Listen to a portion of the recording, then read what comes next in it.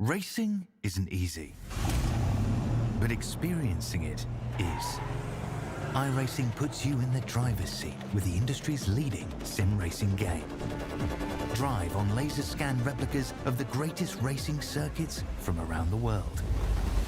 Go head-to-head against other drivers chosen by skill-based matchmaking to ensure competitive racing at every level. Compete across all your favorite series. In officially licensed cars, engineered to deliver the most accurate driving experience possible.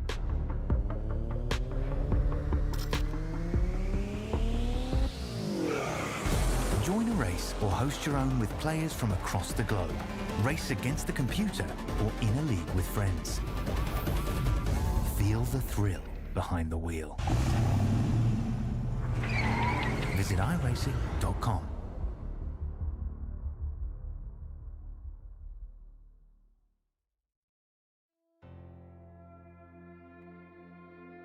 I think I watched Josh 3 or 4 times before I ran the car. He killed them every race, and it was like stout fields, like good cars, big races, and I mean, he was unbeatable. And I was like, oh man, this is, like, I'm nervous. I was so nervous getting into the car full time this year after watching Josh win 3 or 4 races straight. These cars, they have a lot of horsepower now. They have over 500, and I think 5 years ago they didn't have 450. They're gonna be a handful to drive, but just don't overdrive them. Let the car do the work.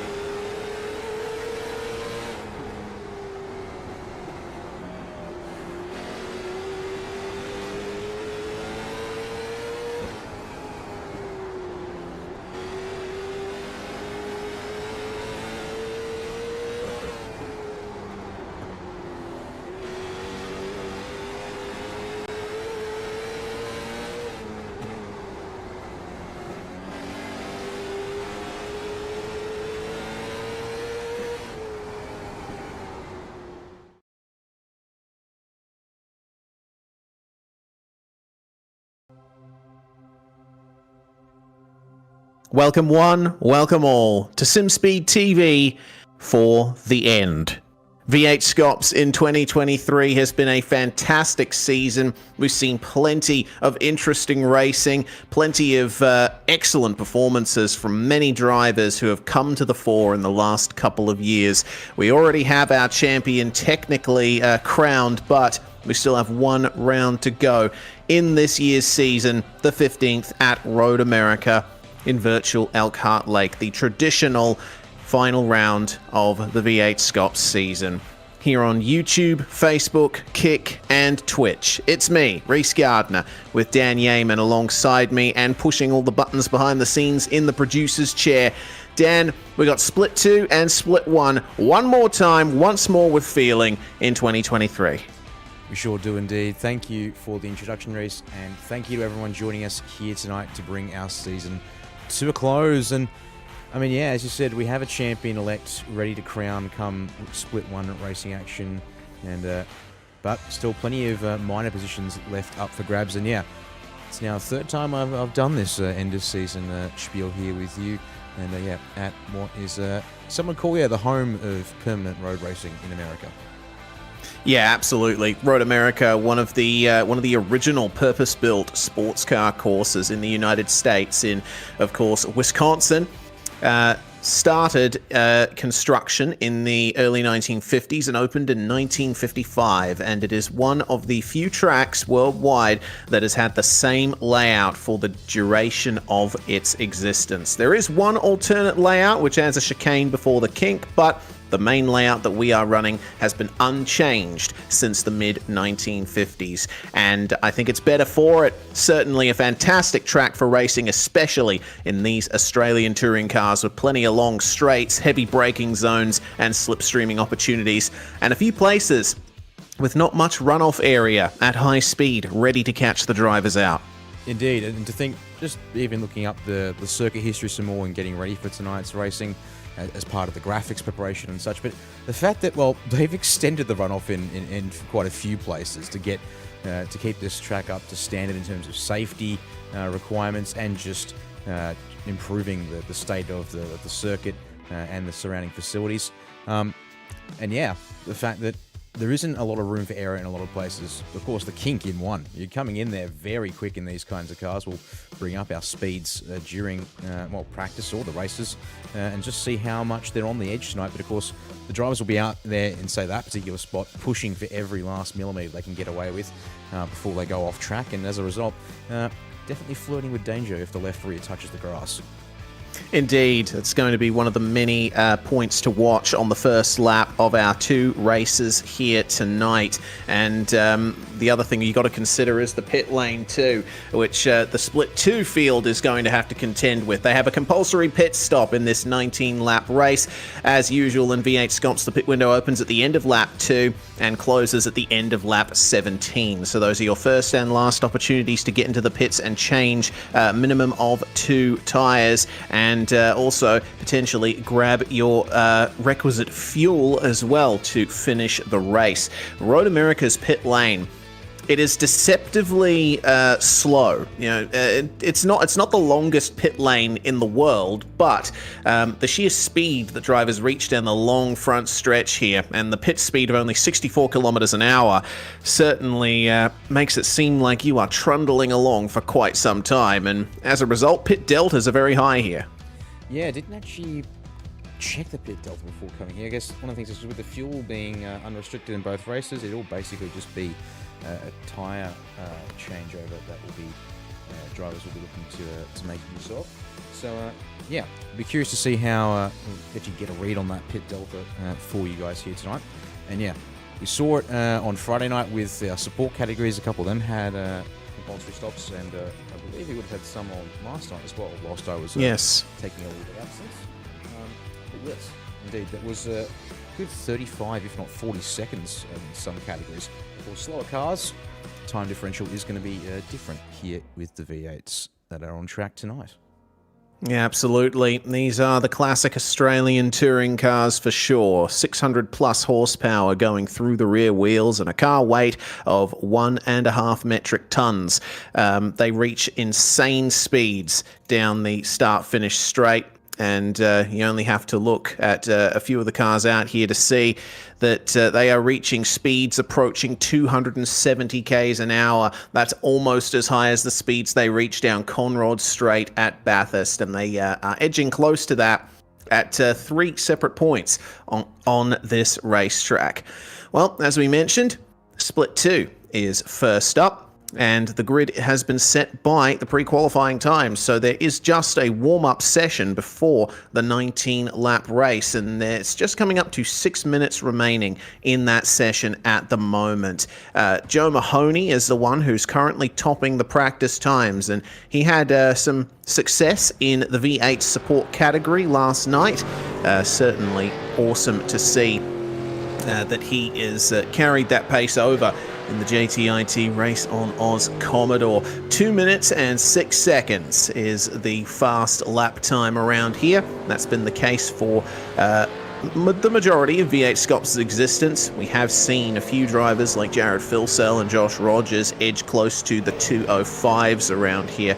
So that gives you an idea of the kind of pace we can expect from the Split 1 drivers later tonight. But it is time for Split 2. 11 drivers having set times in the practice sessions so far. Of the 14, from what I can see, 15 potentially in the session. Yes, indeed. So I'm just waiting to see. We might have had a couple more drivers in tonight. Split 2 not at capacity to round off our season here this year, unfortunately, but still enough drivers in to make a healthy field. Then, of course, we will have ourselves a full grid of 40 for Split 1, plus the Split 2 winner if they do choose to jump on up to main game server. Yeah, exactly. The winner of the Split 2 race gets the golden ticket to race in Split 1 later on tonight if they so desire.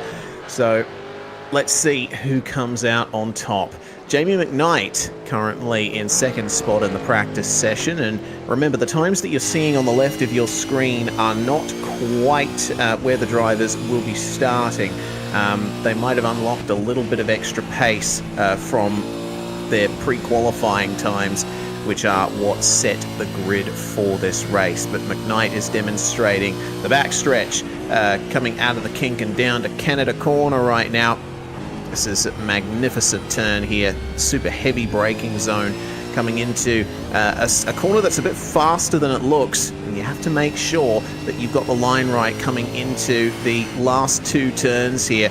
It's a bit of a late apex for this one. It's bending on the way in, straight on the way out. You've got to square the car off as soon as possible for the best run down the start-finish straight. You go uphill towards the start-finish line, so you mess up your exit out of the final corner. Not only do you have to deal with a lack of momentum down the entire straight, but you won't have as much of an opportunity to get yourself powered up the hill.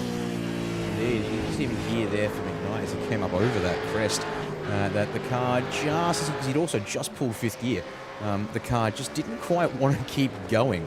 Obviously, these cars have enough horsepower and not enough aerodynamics to actually really stop it from gaining momentum up an incline like that. But it was just, you could just hear a tiny bit of hesitation there from the car without any slipstream assistance. Yeah, indeed. The slipstream assistance will be a defining aspect of the racing tonight. With the combination of that and the heavy braking zones, you're going to see some big passes down at turn 5 that McKnight just went through. There's also an opportunity to crisscross and go up the inside here at turn 6. But every corner here has its own nature. Quite a few of them are blind. You can't see the exit from when you turn in. And almost all of them have some form of heavy braking on the way in. It's fantastic, this circuit. It looks simple from the air, but there's plenty of nuances to deal with as you go around. Yeah, indeed. As you said, long straights, good braking zones to kill it. Things like the carousel here, as you're really leaning on the left-hand side. Tyres, the kink as well, not as long on the tyres, but you're still working the left-hand sides through here as you continue to focus on the right. And yeah, being a clockwise circuit, as that there in the background, is that Mahoney, was it? Yep, Mahoney just demonstrating for a moment there in the background how it goes, how it can end up looking like. That's pushing the limit to just about as far as you can get away with. In fact, I'll just bring this up again. Just slow it down for ourselves here, Reese, and just show exactly what I mean. Yeah, so out of the carousel, coming through the kink, you have to lift off or get on the brakes a tad for this corner, slow it right down, and yeah, just maybe turned in a bit too early, got on the power a bit too early, a combination of the two maybe. In any case, Mahoney with a little trip through the grass, and he's decided to end that practice lap and get to the pits as McKnight sets the fastest time in the practice session. We are down to 2 minutes 6.3 for best outright pace so far. There we go, knocking down the times indeed. In fact, if I actually bring up the weather as well in this evening's session, 25 air, 27 track for the drivers here in Split 2. So it looks like that's what they're going to see here. We've got anyone out on circuit. Oliver Pattinson's just across the line in his Vermilion Motorsports entry. I did pull up there at the line, so that won't have been a competitive time, and currently still sitting in P5. So our top 4, as far as I can see, in the pits. David Coleman easing his car into the last corner. And again, we are pretty much at the end the session here. So not be long now until we get into the gridding to get our final Split 2 race of the year underway. Yep, we are counting down the seconds. Also interested to see how the likes of Lindsay Hobbs goes, getting chased there by Dean Powell, who hasn't set a time in the practice session yet. Neither has Craig Schultz in the 95 SimSports 654 Mustang. He's been staying in the pits for the majority of this session, preparing for the inevitable start of the 19-lapper that goes live right now. Over the session goes, and we can go through the grid for the final Super Split 2 race of 2023. On pole position is Joe Mahoney in car 36. He is lined up alongside Oliver Patterson in the 026 Vermilion Motorsports Mustang. Behind them, we have the newly crowned V8 support category champion Aaron Gilbert. He starts alongside Connor Nixon, also part of the Vermilion Motorsports squad. Aidan Ford and Ty Delaney will round out the top 6 for Platinum Racing and Fishing Motorsports, respectively.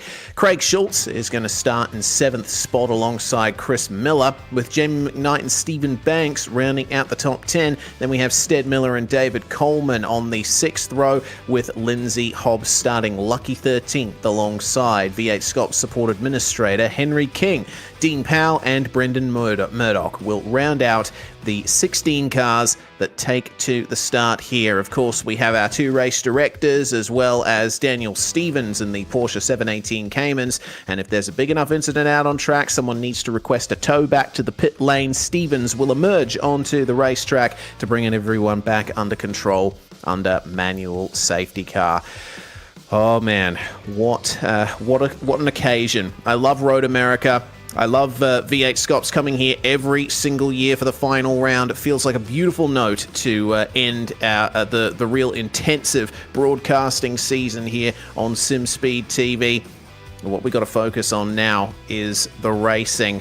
Reminder of the format: 19 laps between laps 2 and 17. You have to come in for a mandatory pit stop and change at least 2 tires. We expect that every driver will go for all 4 because the tires on these cars are only good for about 10 to 15 laps before they start to fall off in pace, and you want as much grip as possible in these things with that very interesting tyre life. The run to turn 1, also very long. Turn 1's a pretty fast corner, Dan, but it's certainly got a heavy braking zone, and the drivers will be looking to make as many gains as they can. It all starts with the getaway from the line.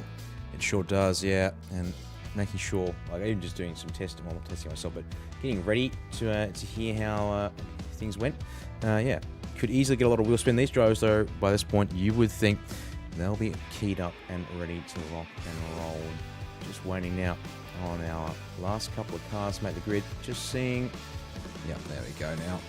Yeah, just 1 or 2 cars left before we get this one underway, Reese. And it will be, 16 cars to start, 19 laps to race here in Split 2 to wrap our season off. And yeah, let's see if Mahoney can hang on to that top spot. Got the inside line as well for the run to turn 1. So hopefully that all works out in his favour here. Yeah, agreed. Let's see then as the time hits 0 and the revs rise.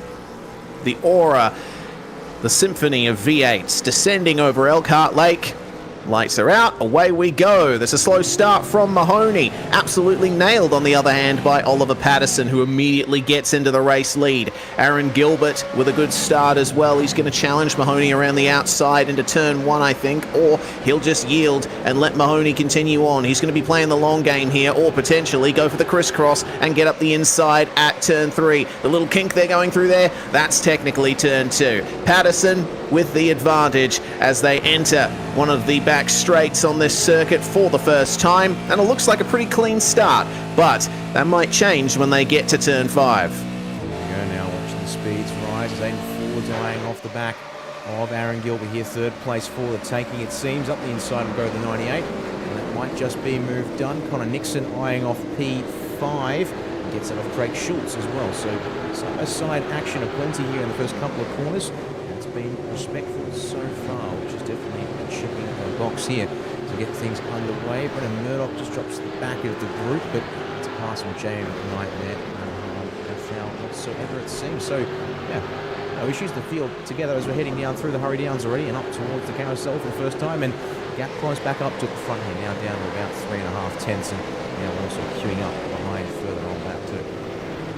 Yeah, unfortunate start there for Jamie McKnight. Starting in 9th, but unfortunately he stalled off the line, it looks like. So he'll be on a big recovery drive here. Meanwhile, looks like...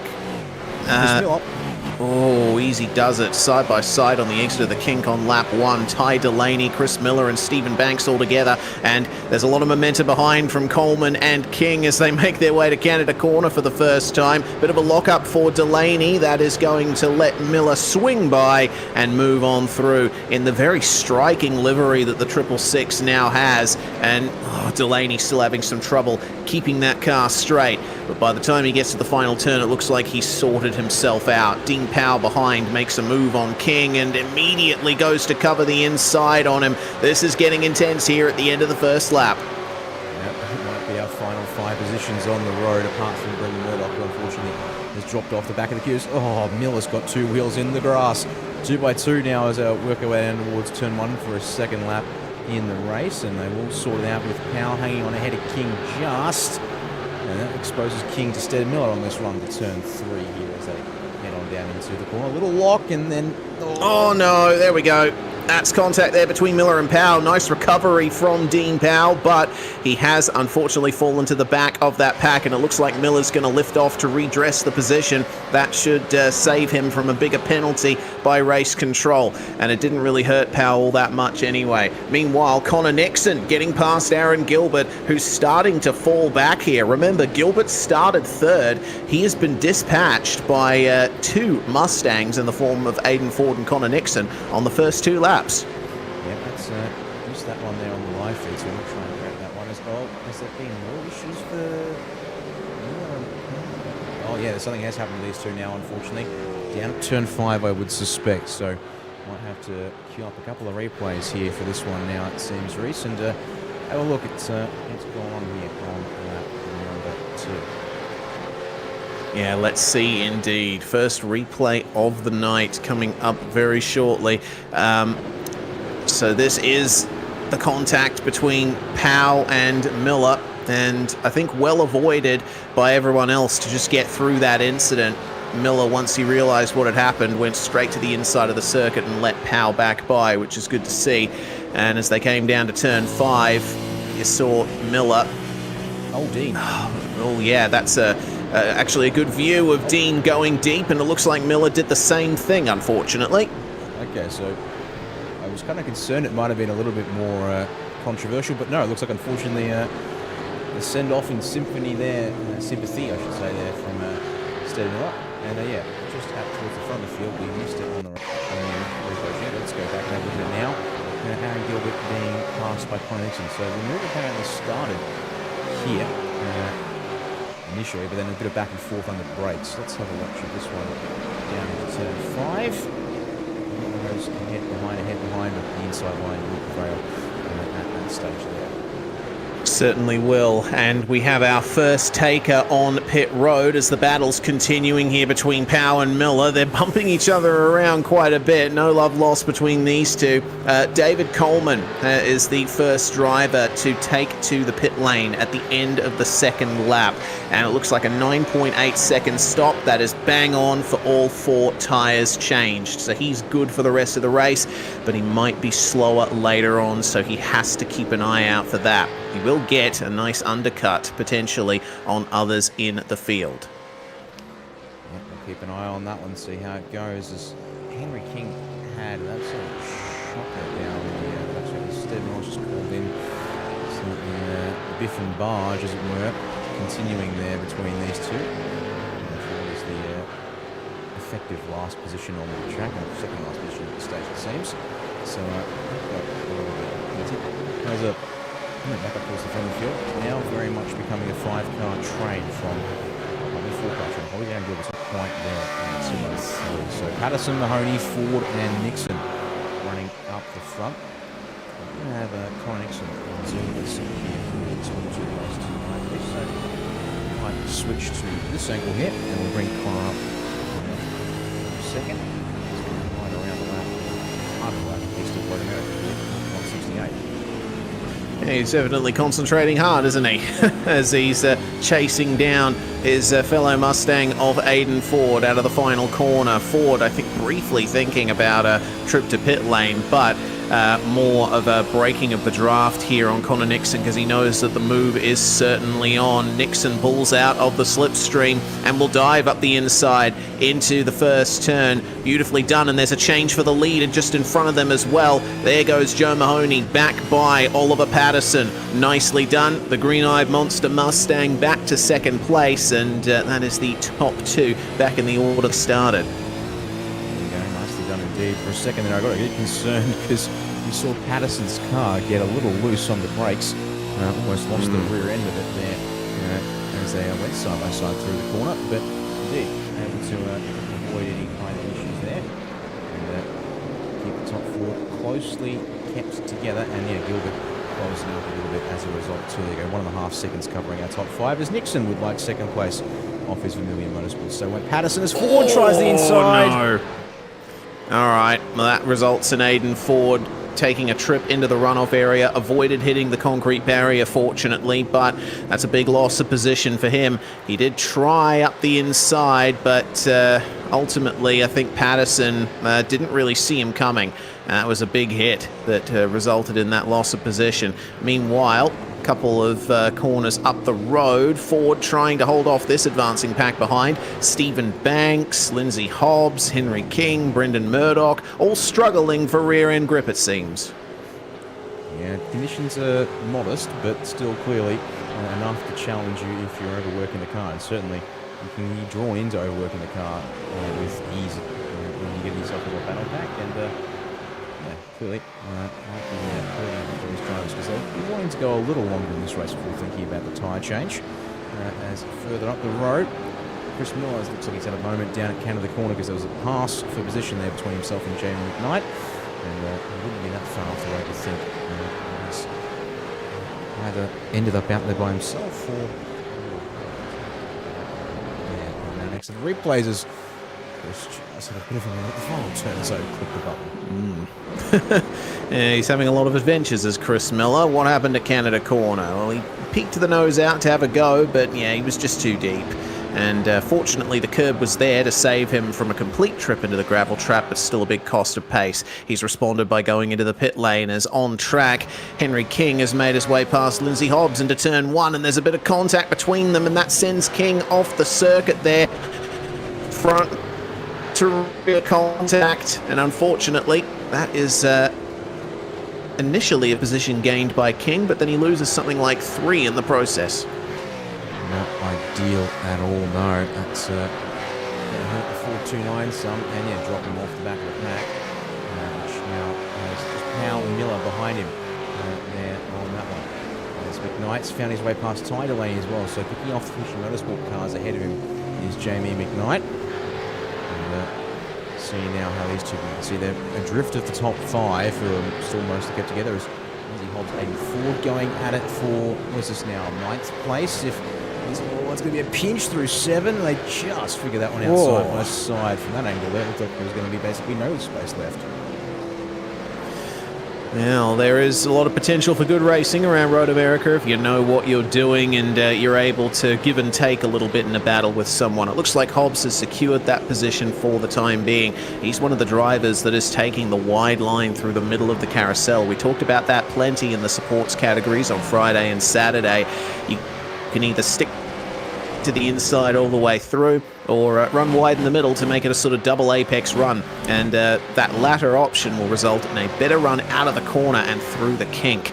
Unfortunately for some drivers it does go wrong, and we might see that a few times tonight. Hobbs still holding off Aiden Ford as we check up with the front of the field. Joe Mahoney now getting chased down by Connor Nixon, who's had a fantastic run here in the first few laps. He's looking very aggressive early on, which tells me he might want to be pitting a little earlier. Yeah, I'm curious to watch how this pit strategy plays out for these drivers and how they choose to go about it, because comfortable from Mahoney and Sims at the front of the field. the cars behind you, they're not really pressuring him, so maybe there might also be a little short of fuel, because of course you can take some fuel whilst you change tyres, so you could possibly go that path and just maybe save yourself a little bit of fuel here in this process, so you can minimize your refueling out when you get to that stop as well. So yeah, no pressure from Mahoney down into turn 5 here, although I should compress up under the brakes a little bit. It's natural, but yeah, the margins back from here as well. It's actually basically closest here between Mahoney and Nixon first. And then, okay, there's a little mistake, it feels like, from that angle. For the 36. Yeah. Little wide in turn 6. That will be something that he recovers from without much fuss, but you can tell that he is feeling the pressure from Connor Nixon right now. The battle is still not over here between Lindsay Hobbs and Aiden Ford. And Aiden having a good run in the first sector of the lap, but Hobbs seems to be stronger in the final sector, considering the one lap of evidence I have of that. So we'll see if that's backed up with more empirical evidence. This time, Lindsay decides to stick a little bit more middle of the road, and I'm always amazed at how much the left side tyres go through around here. It's insane how much load is being put through these cars through corners like the Carousel and the Kink, and it's any wonder we don't see tyre blowouts happen. Yeah, the fact that this entire back half of the track is just long and loaded left-hand corners, apart from Bill Mitchell Bend being basically the one little reprieve they get here after doing all of this right-hand turning. It is a lot of work on the car, but such is the nature of a clockwise circuit, and yeah, the fact is you get then the front straight over pause, I guess, and then back to it again in the opening sector, turns 1 and 3. Get some more load up on those tyres. Say here is for anyone from this game going up here. Looks like the answer is no. This was 4-2, now 2 plus 3 staying out. Once again, getting heated here. Now leading 4. It could be 5 if Craig Schultz can close up. But here we go. Nixon looking to the outside. Mahoney down towards turn number 5. He will have the racing line, that's where the rubber is, but Mahoney can defend very nicely into here. There is potential for Nixon to do the crossover on the exit with a wider turn in and more speed through the corner, but Mahoney parks it on the line out of the corner and prevents any advancement from Connor Nixon coming into turn 6. This is a really entertaining battle at the front of this field. We cannot count Oliver Patterson or Aaron Gilbert out of this either, and you know what? If there's a big enough incident, Craig Schultz could certainly take advantage as well. Now, minus David Coleman, plus Chris Miller and Henry King, who have already come into the lane, most positions gained in the field is actually Brendan Murdoch. We did see him fall off the order at the start of the race, but he's managed to get into a rhythm and he's doing quite well. We'll check in on him later though, because this battle for the lead is certainly not over. Coming into the Kink, who is successful in keeping it on the road. Looks like just about all 4 of our top runners, but the slipstream once again is in effect for Connor Nixon. And it's he's a bit later on the brakes coming into Canada, rounding up to the back of Joe Mahoney, and he stabs on the throttle to try and get a little more advantage on the exit, but Mahoney just a little bit smoother. He can make that work for now. Gets out of the corner nicely, and that's what matters. Him at this stage, we're almost at the halfway mark. That's not great though through the final turn. Here comes Nixon. Is the inside open here? I don't think so. Confirmed by going up to the rear of the car on the centre line. Well, there is going to be a gap to the inside here. Mahoney not committing to a full defence. So, as I make the run towards turn number 1, inside open for Nixon to retake the lead. But no, he won't be able to outbrake, or chooses not to outbrake Mahoney, I should say, perhaps, there. And will stay in second for the time being. Yeah, it's going to be tough here for Joe Mahoney to resist the pressure from Connor Nixon, and conversely it's also going to be tough for Connor Nixon to make the move considering that defense. This is a classic battle of wits and pace, as we love to see. We are on board with Nixon right now. There is a battle emerging behind him, as looks like Oliver Patterson is defending from Aaron Gilbert for third. It's a bit of a lock-up as well from, I don't know if that was Mahoney or Nixon, but looks like they are starting to feel the effects of the tyres starting to lose a little bit of grip. That would be the case, I think. It's just in further on back, I should say, pardon me. now as Dean Powell's made his way past Brendan Murdoch. Stead Miller still trying to stick with Powell as well, it seems. Around turn 6. This is our other battle pack at the moment. I'll be curious to watch David Coleman's progress in the 640. Being on the early tyre strap, he'll have to mind his tyres a bit more, which might be hurting. But looking at his gap to the leader, he's a little better. But even so, only gained about 4 tenths in the last lap compared to Mahoney. He's having to continue to fend off Nixon to some degree. Also on the racing line for now. At least there's a little wiggle there for 168. Yeah, he's definitely got that car aggressively set up here. And he knows that he can take advantage of any mistake by Mahoney, which includes maybe a little bit of a wide entry into the final turn. Can he square it up on the exit? He's going to go for the pits. This is going to be interesting here from Mahoney. What this should result in, considering our track temperature isn't that hot, 29 degrees Celsius, the effect isn't going to be as intense as Ty Delaney follows him into the lane, but I feel like Mahoney is going to get a bit of a pace jump here over Nixon, Patterson, Gilbert, etc., and that should result in a bit more breathing room for him. That is, if he can nail the pit stop, which is easier said than done. Gonna wait and see as these three carry on happily. There, let's have a look here at the stop numbers for Mr. Mahoney. It takes forever, as you said, to get up to your pit box here. And that's almost on the main, maybe a little slower than ideal, but got that first pit box, he's able to basically put the hammer down, and he will just... Oh, now this is important. Hello, David Coleman. I didn't quite think you were going to be this close to contention, but there we go. Very interesting indeed. And if we look at Joe Mahoney's pit time, it's actually not great. Looks like 11.9 seconds for Mr. Mahoney, or 12.2 rather, from these timings.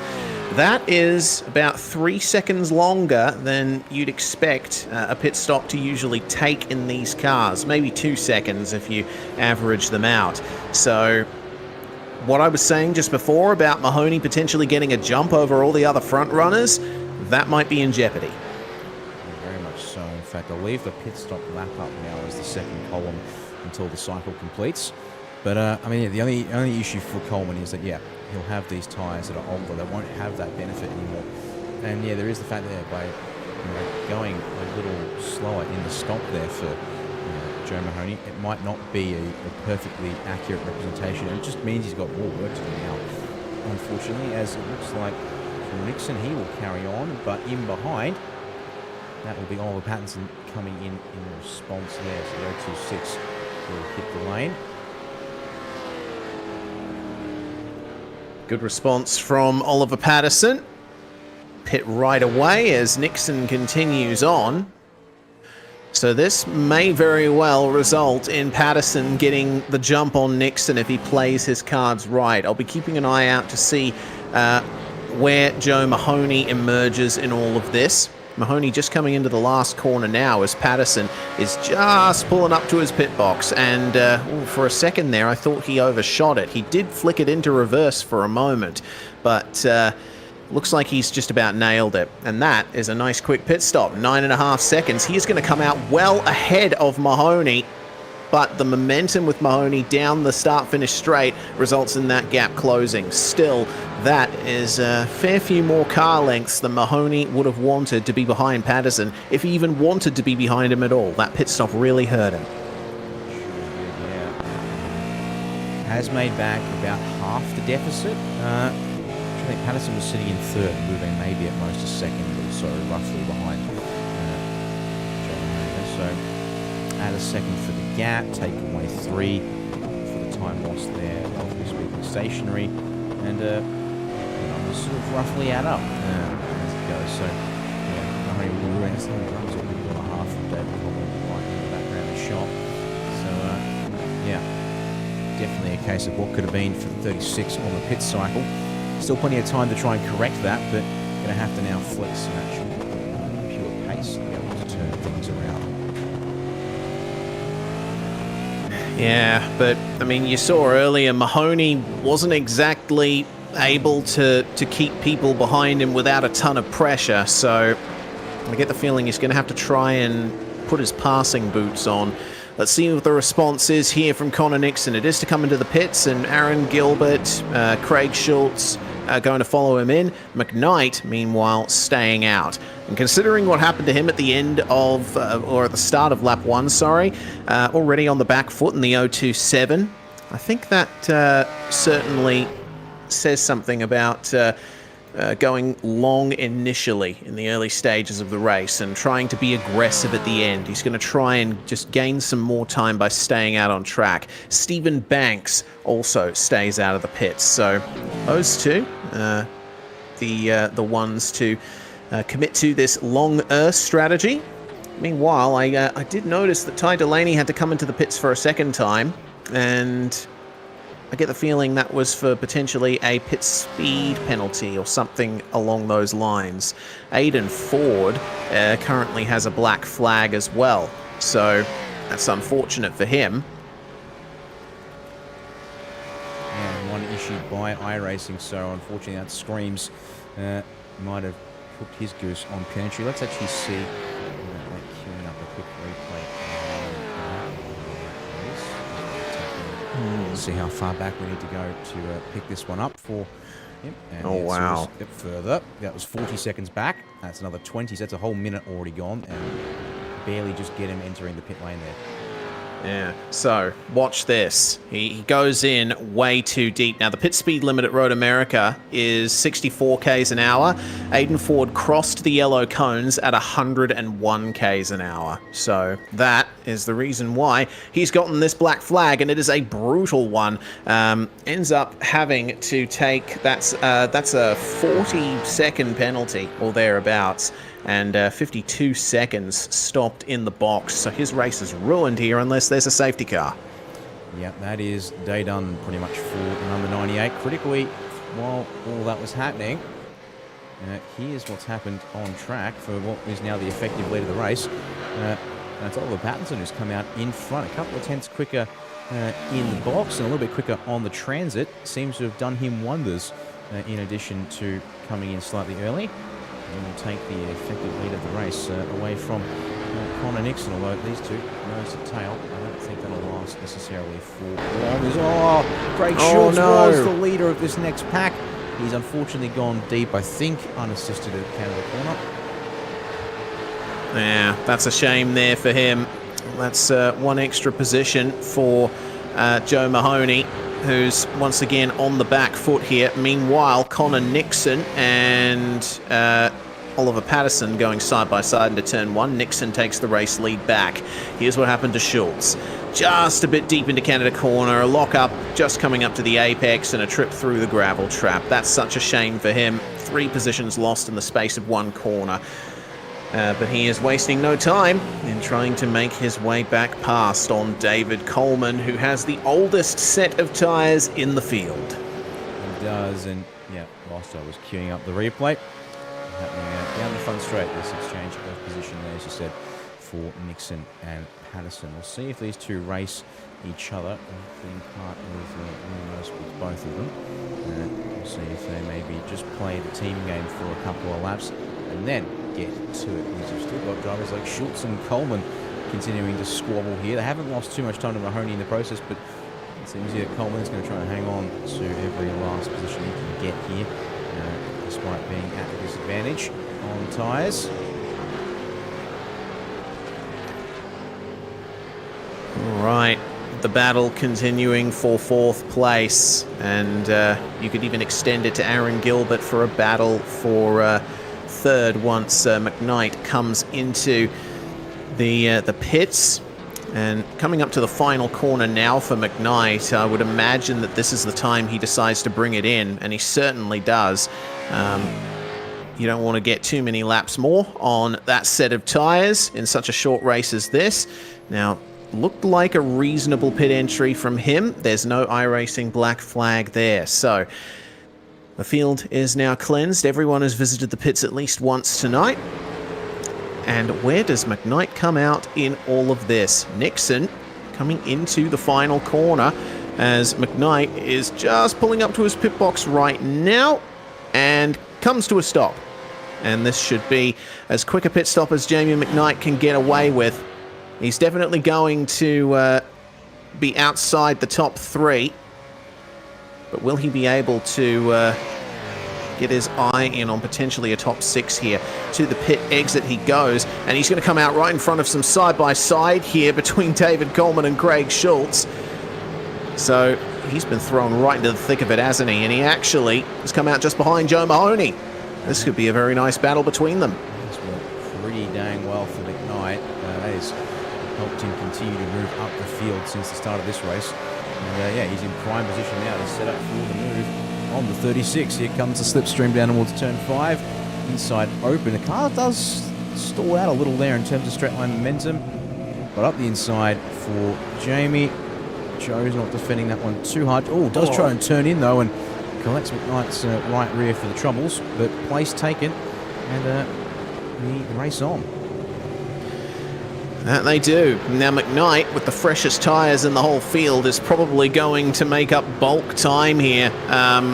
Just jetting away from the 3 drivers behind, which include David Coleman, whose tyres will be screaming for mercy right now. He spent 10 laps on that set. Meanwhile, Chris Miller and Stephen Banks fighting over 9th and 10th. This is a very difficult battle to negotiate when one of the drivers is having technical issues, as Stephen Banks seems to be having. But Miller is by him and should keep him behind for the time being.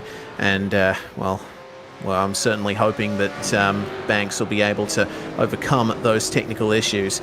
Gilbert in 3rd spot right now, and he has got McKnight bearing down on him. McKnight, remember, he started in 9th spot, and now, with this excellently executed long-form strategy in the first part of the race, is looking at a podium. This is fantastic stuff. I'm really looking forward to seeing what he can make of this, because we know that McKnight's a very quick driver. There's a rough run off of the final corner for Aaron Gilbert as well, so it won't be a chance here to turn 1 here at least, but it just gives McKnight a good couple, 3 if not 4 tenths as a result to get closer, focus on things. Stephen Banks has had just a big connection drop, which caused the timing tower to go a little haywire in that presence. See here, ease the power on, tries not to get too much sideways action there. It does catch a little bit of a slip from his troubles, but still gaining on the 203. It would be a lunge from here if he wants to go for it, or he's going to at least threaten and go for it. Oh yeah, that's a very late dive there from McKnight coming into turn 5, but he gets it done, and Gilbert saw him coming, so stays wide and leaves the room. McKnight up into 3rd now, and I'll be interested to see what his lap times are like once he gets into a rhythm, because remember, Patterson and Nixon, they're spaced out in the top 2 positions. They've been setting low 207s to low 208s. Nixon, the fastest car on track last time by, in the lead of the race with a 207.125. McKnight should be setting times close to that. So at the very least, given that we still have 15, 16, 17, enough 5 laps to go, I think McKnight has time to potentially catch up to Patterson for 2nd. Yeah, I guess we're going to find out in a second here. Joe Mahoney really starting to struggle here, even against drivers like David Coleman. Should have a massive tyre life advantage, but he's dropped a little bit off the back of Craig Schultz as the 36. Coleman seems to be able to hang on. And slipstream obviously is valuable around here, but not struggling too much with the corners, under brakes, on power down. As there you go, Mahoney there really is pushing the ragged edge. Not quite out of control, but that was definitely a fair bit wider. And it's going to be wide enough that Coleman's going to have an eye out this one. Yeah, slipstream coming up the hill, and it's defensive from Mahoney. McKnight crosses the line and sets a 207.091, and that was almost a full second taken out of Oliver Patterson. Let's see if Coleman and Schultz are able to negotiate themselves properly here with Joe Mahoney.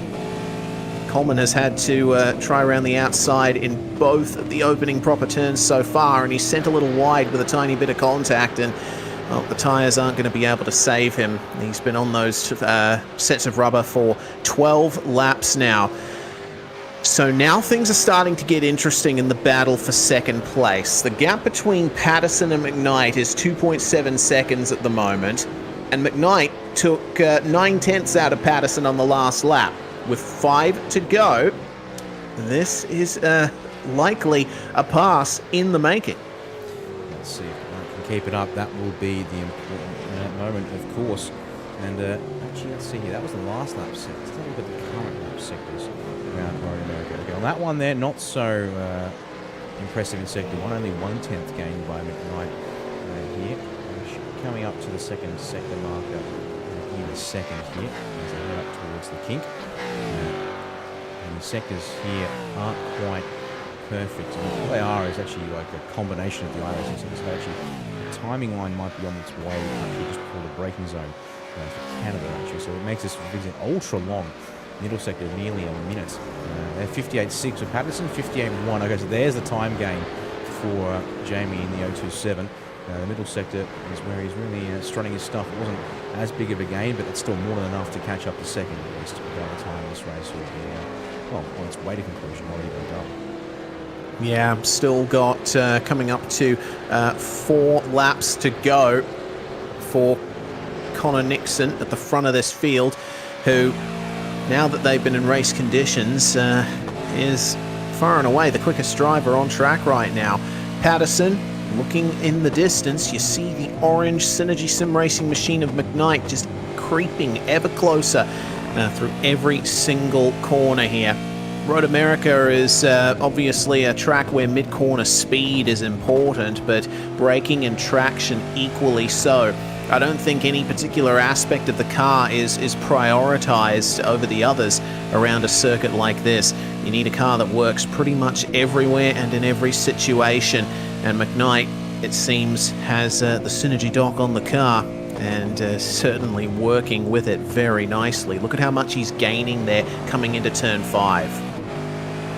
You know, I said that I didn't think there was going to be a race for the lead. I might have to revise that statement there, because if Jamie keeps up this kind of gain, it's not sector 1 where he's strong, although on that particular occasion he pulls several tenths out of Patterson, where he's only pulling maybe he pulled out 3 tenths there. He keeps this up, and Nixon has dropped back into the 207.9s like Oliver did in the last lap. Jamie keeps up his pace in the low 207s, which is the fastest car by a country mile at the moment at this point in the race. He would just arrive on the bumper of Nixon towards the end of the last lap. That could result in a very interesting race for the win. And we also have to consider that Nixon might make a mistake somewhere down the line that brings things well into McKnight's hands. Coming into Canada corner, you see how much more aggressive McKnight is into the braking zones. That's amazing. That's incredible stuff. This is going to be a gain of over a second on this lap alone.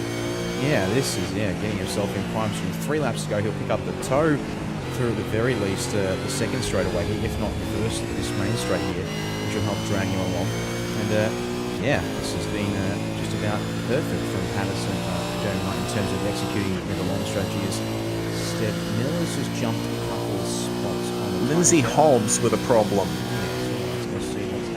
Oh, that's a big problem. A very big problem indeed for Lindsay Hobbs. Yeah. That's not a healthy looking car.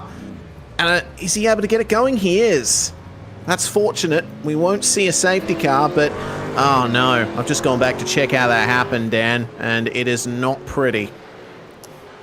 Alright, well, I think we've got a chance to go have a look at it, so we will bring up the replay here. So Lindsay Hobbs, Dean Powell, and Stedmel all nose to tail, heading down to Canada corner. Hobbs on the defense. Powell, there's maybe a car's width there, but barely. Oh. That's one of those visceral impacts that you feel in your body, even when you're looking at it from the outside.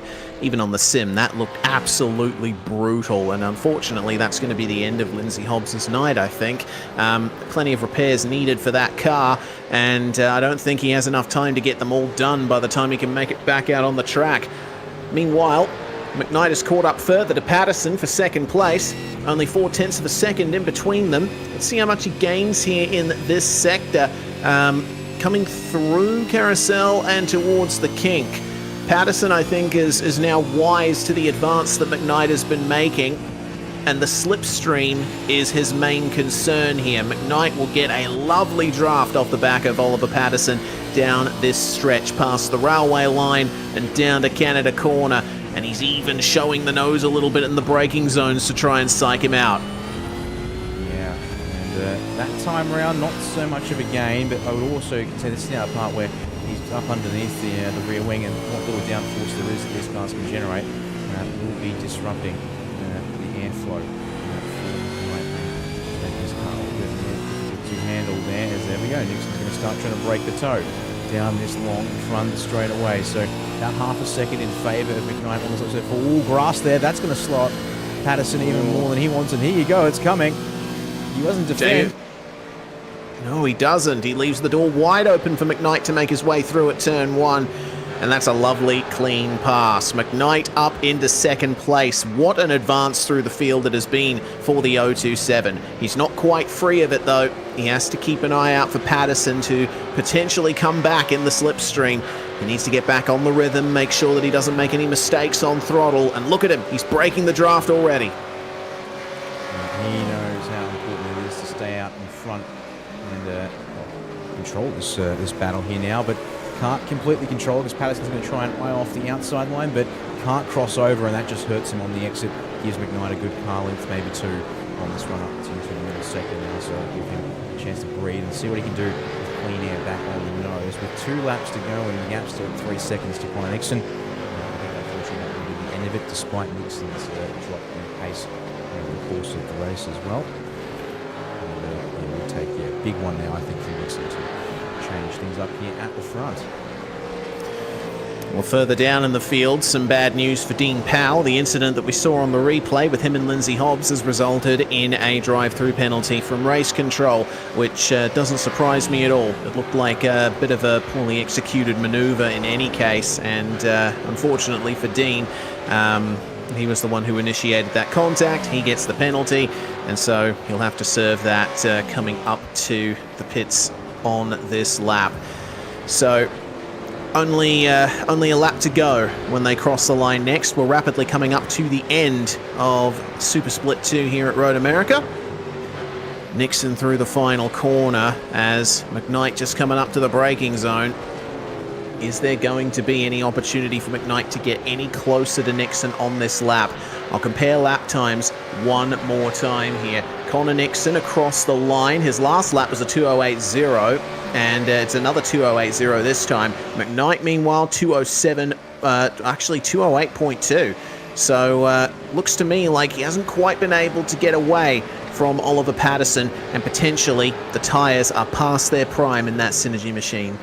It is quite possible indeed that he used them just a little bit to try and make this all possible. So Jeremy Knight looks like he's got enough to steer clear of Oliver Patterson behind, so it shouldn't be too much of an issue, but yeah, something at the end of any chance unless something out of the ordinary happens there up front. And all battle of sorts that we had for you on this last lap looks like it could be something between Joe Mahoney and David Coleman. That's going to be quite a few somethings to change on this lap, and Mahoney pulling it up nice at turn 5 and look after himself for the rest of that corner there. And let's see if anything can be done here by David Coleman to keep up with Joe Mahoney. That early decision to go into the pits as soon as the pit window opened has paid off pretty well for Coleman. Started in 12th and is now in 7th spot on the final lap. Just goes to show there's any multitude of potential strategies that can work in these cars, and sometimes taking the extreme is the best way to go about it if you feel you have the pace and the tyre management to make it work. Gilbert's still pushing very hard to try and keep Craig Schultz behind him for 4th spot, but it looks like there's going to be nothing doing there. There's no battles out on track at the moment. Patterson has dropped off the back of McKnight. Schultz cannot catch up to Gilbert. Coleman on the oldest tyres in the field. There's nothing he can do to catch up to Joe Mahoney. So, with that, out of the final turn, Connor Nixon comes, and the golden ticket is his. The final Super Split 2 win of the night, of the year, is going to go to Vermilion Motorsports in the form of Connor Nixon. Should be very satisfied with how that race played out for him. Yeah, I think that was a well-executed run from him, to be sure.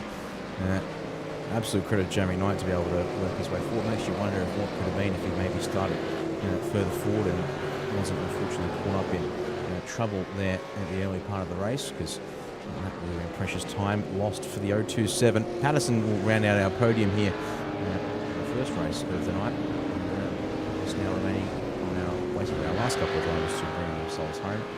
And we'll be able to get to those results. And in fact, yeah, it looks like it'll be Murdoch, Howe, and to wrap things up here. Yeah, absolutely. As pointed out in the broadcast chat, a great drive for P2 from Jamie McKnight. Dean Power, of course, with the drive-through penalty, will have to settle for 14th place, which is a shame because he was looking good for at least a top 10 from here. And Aidan Ford, of course, it was a very difficult night for him, getting spun off in contact with Oliver Patterson and then dealing with a speeding in pits penalty when he came in to take his compulsory pit stop. So, here are the results then from Super Split 2. Nixon can race in Split 1 if he wants to, and I'm sure we'll see more of him tonight. McKnight, Patterson, Gilbert and Schultz are your top 5. Joe Mahoney finishes in 6th place after starting from pole. Unfortunately, the longer pit stop screwed him a little bit, with David Coleman coming home behind him. A great gain up through the field, up 5, thanks to taking his pit stop the earliest of anyone. Delaney, Banks and Miller will round out your top 10. Then we have Stead Miller finishing where he started in 11th spot. Henry King up 2 places to 12th. Brendan Murdoch up 3 to 13th. Powell still finishes a position ahead of where he started despite the contact with Hobbs and the penalty. Ford the last car to finish. Hobbs 3 laps away from the finish, our sole retirement, but he still completed enough distance to be classified for points. Yes, that is valuable for him, that's for sure.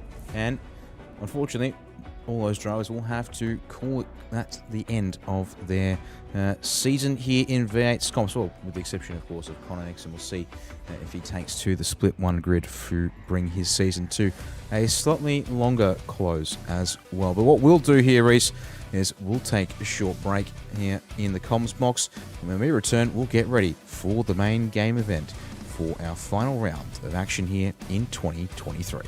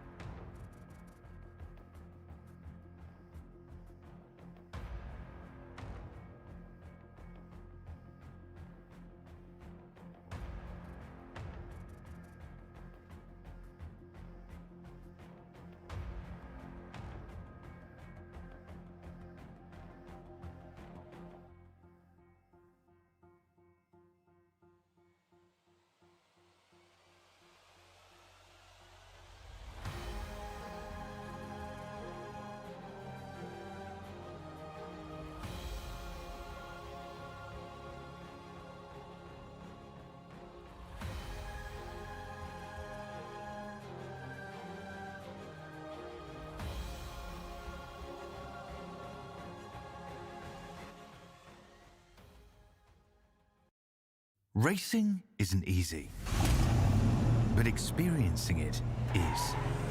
iRacing puts you in the driver's seat with the industry's leading sim racing game. Drive on laser scan replicas of the greatest racing circuits from around the world.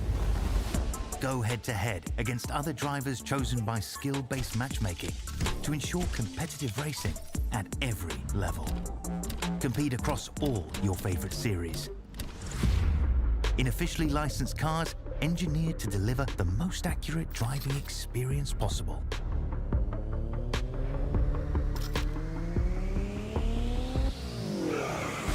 Join a race or host your own with players from across the globe. Race against the computer or in a league with friends.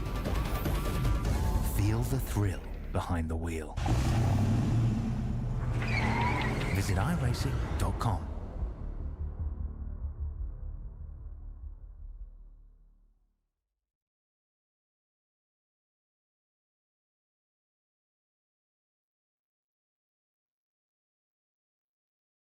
You're watching SimSpeed TV. It's the 15th round of V8SCOPS for 2023, and the final Split 2 event of the year went to Vermilion Motorsports' Connor Nixon, who joins us in the comms box now for a quick chat. Good one, Connor. Certainly looked like your race pace was good. Certainly didn't quite reflect your starting position. What do you think was the key there? Just steady on the throttle, I guess. I got some new pedals this week, and I'm just trying to get my head wrapped around the throttle, and yeah, got it there in the end, and yeah, got a solid win, and yeah, OP getting a third as well. So yeah, very happy. Yeah, as you should be. We were talking off the air, and you mentioned that you ran out of fuel as you were coming across the line, so things must have been a bit marginal there. Yeah, Jacob O'Reilly just with the numbers there, just doing really well. Yeah, we're just trying to perfect the strategy and the numbers. So yeah, it seems like we got it right for once, not running out of fuel 10 miles or having, 2 laps more worth of fuel. So yeah, got to be on it. Absolutely. So Vermilion certainly had a pretty good year in Scops this year. There's still going to be one race for you to go because you've told us that you are racing in Split 1 tonight after your Split 2 win. But I guess, what are your reflections on how the year has gone for your team, and are there any extra plans for next year that you want people to know about? Yeah, so yeah, it's been a great year. Like OP and I started out just with the two of us, and yeah, we've just went up and up with the supercar, and yeah, big plans next year. I feel like I should release it now. Might as well say we're bringing on another four drivers or so next year. We've got one confirmed that I can probably tell you guys. Zachary Flasbom is coming over to Vermilion Motorsports. Oh, nice. Yeah, then we've got obviously Jacob O'Reilly coming already across, and yeah, it's been an awesome year. We've had some really good laughs, really good teammates across the endurance championship. We had Matty Jones and Timothy Vaughan on the roster, and yeah, it was just such a great year. And yeah, we're going to bring back even stronger and harder. I know Ben Faulkner, the guy that runs the whole circus, has got some really big plans, and yeah, it's gonna be epic to really try next year. We're going to try and do Invitational and do everything else, and yeah, try and be really successful. And yeah, right now we're going up and up, besides tonight with myself just being a wobbler with my throttle. So we'll try and figure it all out. But yeah, it's been an epic year, and yeah, it should be good. Absolutely. Well, is there anyone of your sponsor roster that you'd like to thank for your victory in Split 2 tonight, Connor? Yeah, I'd just like to thank Belling Motor Group, main sponsor in the car. Huge shout out. He just came on and just sponsored the hell out of us. So thank you for him. Race Labs Overlays, Dr. Proxy, Turn In Apparel, and Curtis Bird for the new paint on my car, which, yeah, next year we'll have some really nice spicy paint. So yeah, thanks to all those guys. And Mozo Racing too. I almost forgot them. Sorry. But yeah, all those guys, just huge shout out, and yeah, can't wait until next year for yeah, big things. Yeah, absolutely. Neither can we. Thanks very much, Connor. Hopefully we have a chance a few times next year to chat with you again. Too easy. Let's hope Jake gets in here tonight. Have a good one, guys. All right. Have a good one, Connor. And big thanks once more for joining us. Well, we move on now, Dan, to Split 1 action. This is going to be the topping off the cherry on the very delicious cake that has been this season of V8 SCOPS. Griffin Gardner basically took the championship last round at Jerez, and so he doesn't really need to do much this round in order to secure that. He already has more points than anyone else, and no one can overcome him for the top spot. But it's still going to be a very competitive night with a return to our standard 250k round format. And well, I tell you what, it's nice to see a return to form in that sense, because we do love our 2 compulsory pit stops that have to be taken over the course of the 250 kilometers. Actually, let me try it again. I'll press the button so I can be heard. Apologies for that. Hello. Start talking, and I was going to you and you alone. But yeah, 2 stops for tonight's race will hopefully add a good bit of the strategic component into things, as we like to see. Obviously, drivers, with a full tank of fuel as well entire race. I actually do regret not doing some fuel numbers for tonight. I'm going to be doing them for Thursday with the V8 Veterans Championship finale when they come here for a 300k race, and do my usual pre-race material there for them. But yeah, look, it's going to be 250k race, sure, but for the most part, I think drivers will be pushing most of the way, unless the weather decides to throw in the curveball. But I'm seeing so far fairly overcast in the sim. We'll get to that in a second. What I can do is also bring up the championship standings as they run into tonight, Reece. And yes, whilst Griffin Gardner is confirmed untouchable at the top, we do have plenty of positions up for grabs here still. Indeed we do. Rehan Leonage still holding on to second place over Andrew Gilliam, but if Gilliam wins and Rehan retires, I think that's one of the scenarios in which Andrew Gilliam can take second place in the championship. Remember, the final round results cannot be dropped from your points score. Robbie Gibbs in touching distance of Andrew Gilliam, and it's incredibly close between Mike Taliancic, Thomas Freeman and Brenton Hobson for the last position in the championship top 5. James Scott has also been racing plenty in SCOPS this year. He is 50 points ahead of Justin Wallace, 9th in the championship, and James is looking rather pacey here tonight, already P2 in the practice session. So let's see how things go for these drivers coming into the final round. Definitely going to be a lot of drama, but we don't really have a championship on the line this round this year. However, it should still be a fun night. Yeah, that it should. And, oh, would you look at that? We've just queued this up in time, such that we've got basically 2 minutes left in practice. So that feels like a success on our fronts. Well, success there to check that one off. Let me get the information up on the screen for the good people at home as well. 32 times on the board currently. And once the timing tower decides to make an appearance, there we go. It will show up for us there. And it's not much. There you go. 4 cars. Less than a tenth of a second, although quite interestingly there, it explodes out to half a second, nearly 6/10 from Andrew Gilliam to Adam Briggs in P5. And again, it is practice, off tracks, slipstreams, many things like such could come into effect. So curious to see how it changes. Just saw Brett Loxton jump into position 15 in the 209 Team Jing Shifters entry. So yeah, plenty of opportunity coming up. Of course, we'll see Connor Nixon plus the bottom 20 drivers from pre-qualifying take to the track. First, they'll get 15 minutes in quali here, and then we will send out our top 20 to finalise the grid for this final race of the final round of V8 SCOPS in 2023. Absolutely.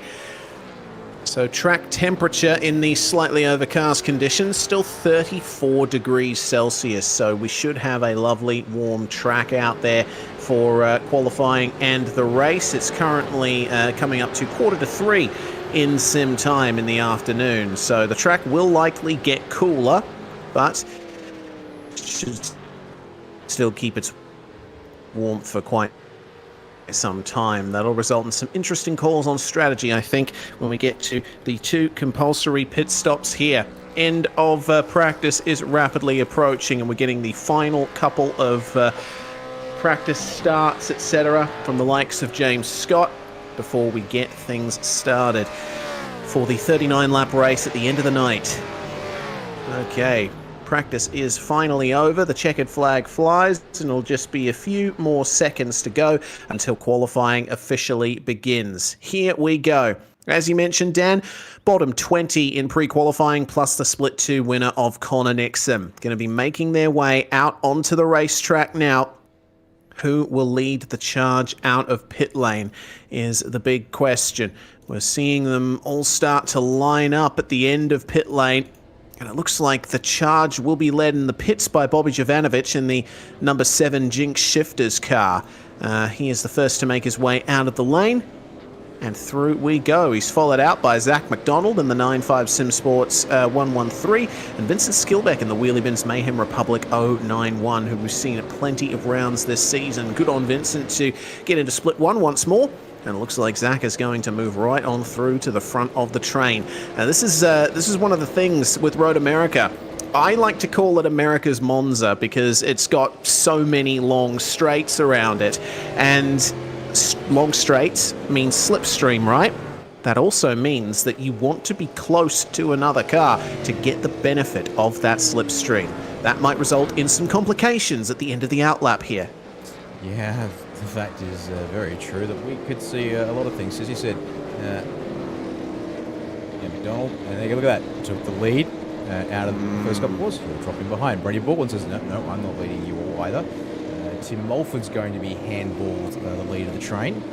We'll see if he chooses to sit here, because it's already beginning. No one wants to commit to being the first one there.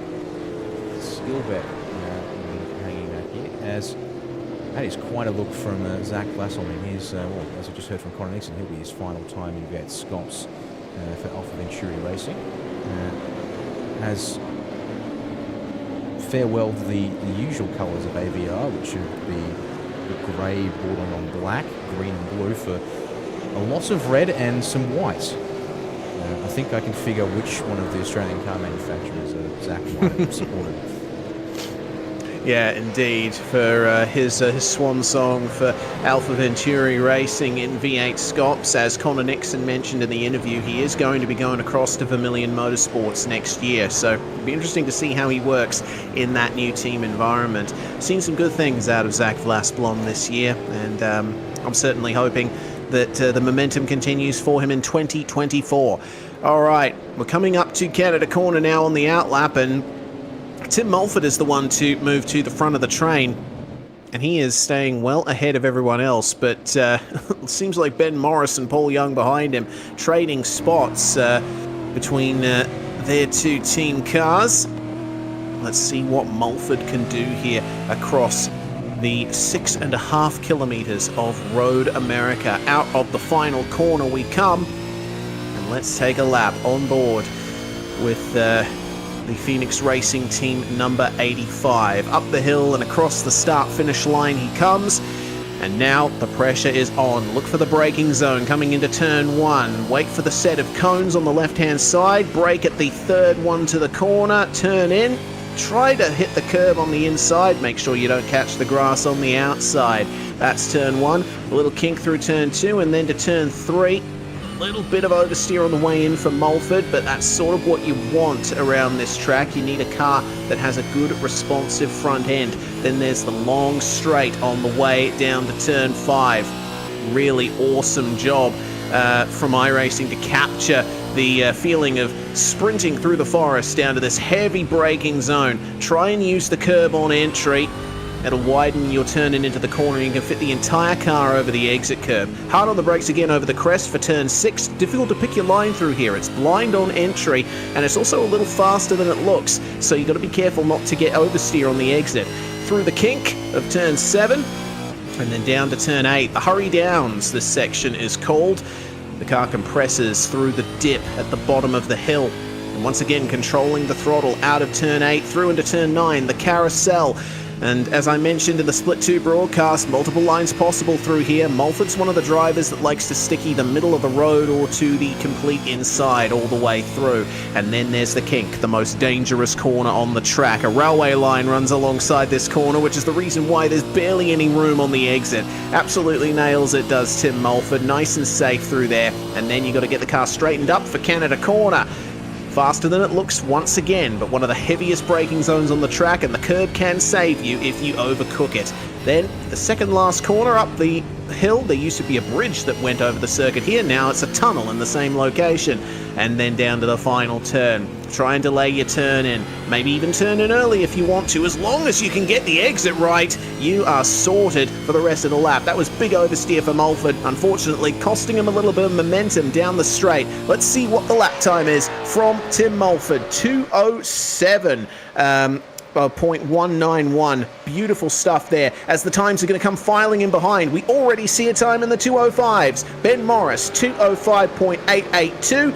Justin Wallace and Zach McDonald go into second and fourth. Rattray White and Andrew Ritchie bouncing with each other over third place. Andrew Gilliam down to the low 2:05s gets into provisional pole position. Beautiful stuff there. Interesting to see that Gilliam is in this first group. He evidently wasn't going for outright pace during pre-qualifying. It's so unexpected. It makes me want to go check the pre-qualifying results again. Yeah. Because normally would not see... No, yep, 32nd place. Okay, you know what I'm thinking? You know what I'm thinking? That might be a tactical choice by Gilliam, unless, it could be a question of him just not having the time to sort out a setup for pre-qualifying, but it also gives him a slight advantage, I think, because the track will likely get hotter as the session goes on. And the second group, which is the faster drivers in pre-qualifying, will likely be dealing with a track that, yes, has more rubber on it, but also has a bit more heat build-up. Maybe Gilliam getting his lap in early in the proper qualifying session will result in a cooler track for him, and thus better pace overall? Maybe indeed. To be honest, hard for me to say. It could be a case of Gilliam was comfortable and confident and chose to just qualify on the race setup that he'll be using later tonight as well. There's a possibility of that being part of the picture. Well, he's got his lap on the board. He'll need to probably improve that though and aim to try and challenge a 2:04. Did he actually get one of those in practice? No, he's gone 3/10 faster than he did in practice already. And he was the fastest car out there. So will there be a 2:04 tonight? That might be a bit of a stretch. Find a quarter of a second even for Andrew Gilliam. I think he's put a pretty good one on the board to start. Yeah, you'd think so. Well, the first run is over, and everyone making their way back into the pit lane. Of course, it's well expected that no one is going to go for a 2-lap run here tonight. Despite Road America being mostly straights, you can still eat through the tires on a track like this with so many high-load corners. So it's just one and done. Out lap, hot lap, in lap for a lot of these guys. But what you need to consider is the lap length too. It's over 2 minutes in length, and the drivers only get 15 minutes to get their times on the board. With those times sorted, a slow out lap, of course, then a hot lap and an in lap, it looks like 8 minutes have elapsed since the start of the session. Now, what they got to focus on is, trying to get as many runs in as possible, really. And it looks like probably max they're going to get 3 runs in, but I think most drivers are only going to get 2 more hot laps here. Oh, I would say 2 easily, because if it's, 2:05 to just over 2 minutes for the fly-up, about the same time for the in-lap. There's 4 minutes, but your out-lap, these guys are going to be cruising around and doing... Actually, let me see, I think I can bring up a couple of drivers who did actually trigger the start line, the timing line on their out-laps. Well, if it counted as a lap, that would help, but it looks like the answer is going to be no to that one there.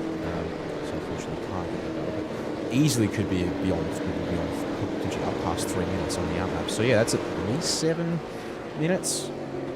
As I said, pushing 8 maybe for the cycle. And the thing is that you can't push the out lap if you go for a third run. So you're just going to be all out of place in that sense. We've got here Mulford and Ratcho White not pushing, but they're also kind of blocking the road. Everyone behind is thankfully coming out on a reset, so that isn't an issue for traffic related reasons. It's just a case of, well, the Phase 4 motorsport cars there. Well, they wanted to press on a little bit, but they had to concede there. They'll now roll back and cool things off from the carousel. Yeah, that they will. So moving on through on Ben Morris's Zach Vlasblom, and Morris keeping an eye on his teammate Paul Young behind.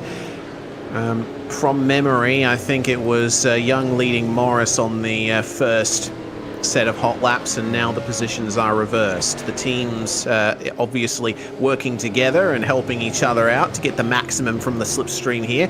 You obviously can't do that in pre-qualifying. There are rules against it, but in a qualifying session, there is nothing preventing you from working with your teammates to get the maximum speed down these straights. Indeed, yeah. The solo qualifying for that's technically 4.5 minutes remaining, but should flash it there. If you weren't keeping track, in fact, we have a 35-minute session. That will mean that at 20 minutes left here, we will end qualifying 1. The driver's currently out on circuit. There's perhaps maybe a chance to ride with Ben Morris after his fast lap.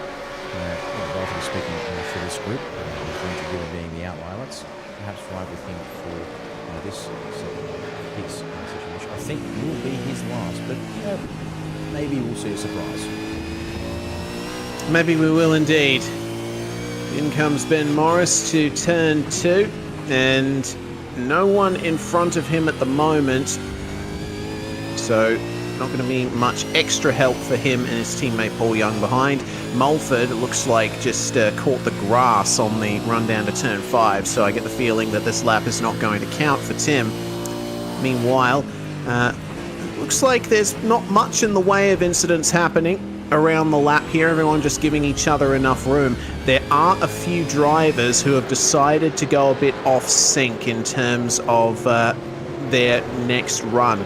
James Chastaneuf is going slowly on the outlap, coming into Canada corner. So these drivers I don't think will get him before that time, as Ian Ford brings it into the lane, unfortunately still with no time on the board. Let's see what happened to him on the way down to this is the exit of the carousel coming into the kink. And looks like someone going slow up ahead there. Oh, that's frustrating there for 40. Yeah, he jumped on the radio to call and he was on a lap, and he's reported since to West Control. Request for repeat and said that, unfortunately, was Bobby Jovanovic in the number 7 ANZ Motorsports entry there. So hopefully that will be an issue. I suppose there. That's the wrong one. Let's bring that over. That's more like it. Yeah, so for 40, definitely not ideal. As I said, running out of time here. He doesn't really have time to go for a slow outlap. He's got 15 seconds of margin for this one, so he can't afford to be slow. And he's got 6 and a bit kilometres to go here if he wants to set a time and not have to start this final race of the season from the back of the field. Zach Rattray White, meanwhile, having cars come through, getting times on the board. P5 for 15. Yeah, very nice indeed. Beautiful stuff there, with McDonald making his way up into 6th spot. Paul Young gets to 3rd. Teo Sorono up into 4th spot. So Paul Young, I think, very grateful for the slipstream from Ben Morris there. Both of them now 2nd and 3rd in the order, and Teo Sorono in the Altus 111, Altus Australia to be precise. Looking very good indeed. Jay Brazier running a time good enough for 15th place out of 19 cars that have set times so far. It looks to me like that's about it for the time being. 206.7 for Tim Mulford, so a bit of an improvement from what he last set, and it seems like that little trip into the grass didn't do much to invalidate his lap time. I'll be interested to see how Connor Nixon goes as well. He has a time on the board of 207.75, but he's currently last of the drivers that have set times in the session so far. I'm looking forward to seeing how he really stacks up, because he's still a couple of tenths off the likes of Ben Christensen and Zach Vlasblom. There's a jump up from Tyler Blackburn, meanwhile, gets up into 8th place from 11th.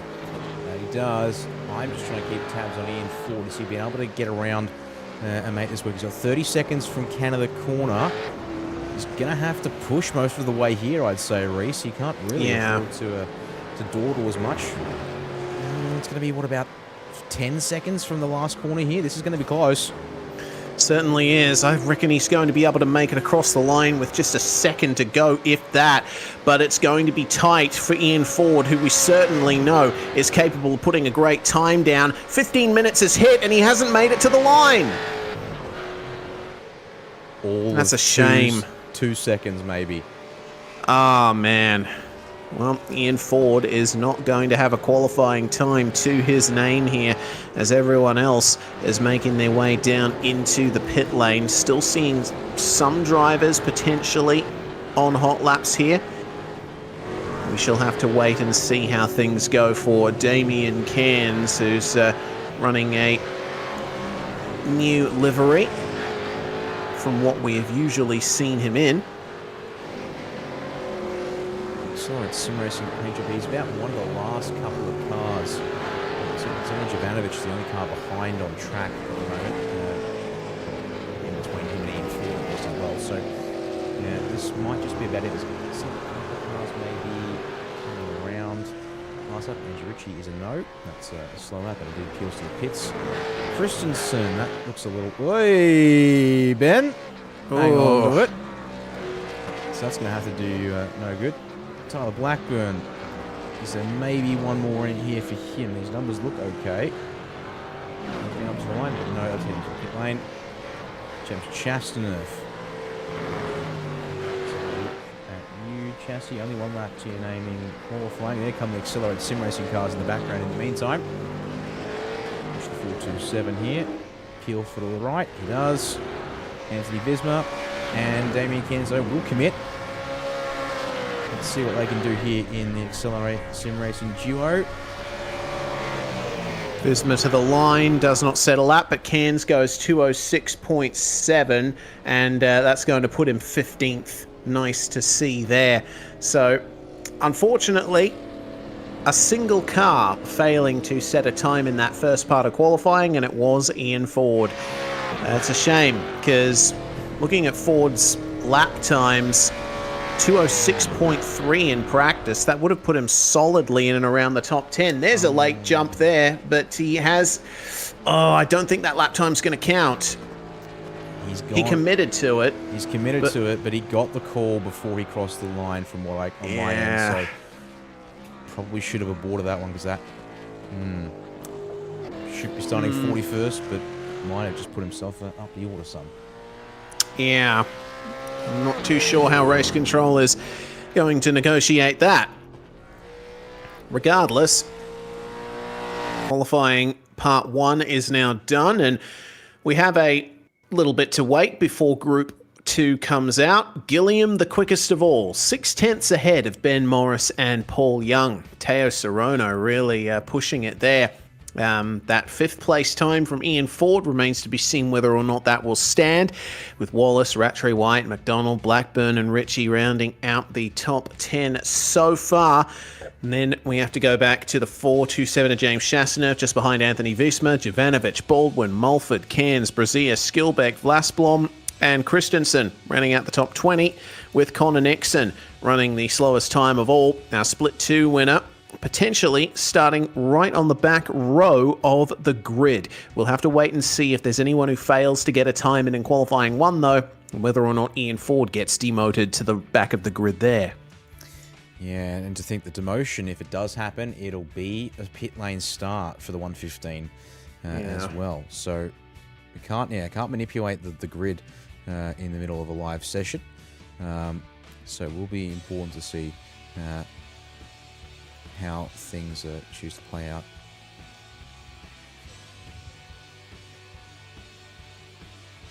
Yeah, still a lot to think about coming into the final round and the last sequence of qualifying for the season. Ian Ford brings the 115 into the pit lane. potentially to some disapproving shakes of the head from race control. And we only have 35 seconds left before the green flag for qualifying 2. This will be rather difficult for certain drivers to better these times, because the track has, the temperature has stabilized a little bit. It's still around 31 degrees Celsius, and the track has had a moment or two to cool down. But still, knowing that all of those times are there, some drivers will think, hey, this is an opportunity for me to gain. I can actually see where I should be sitting, and I can look to better that.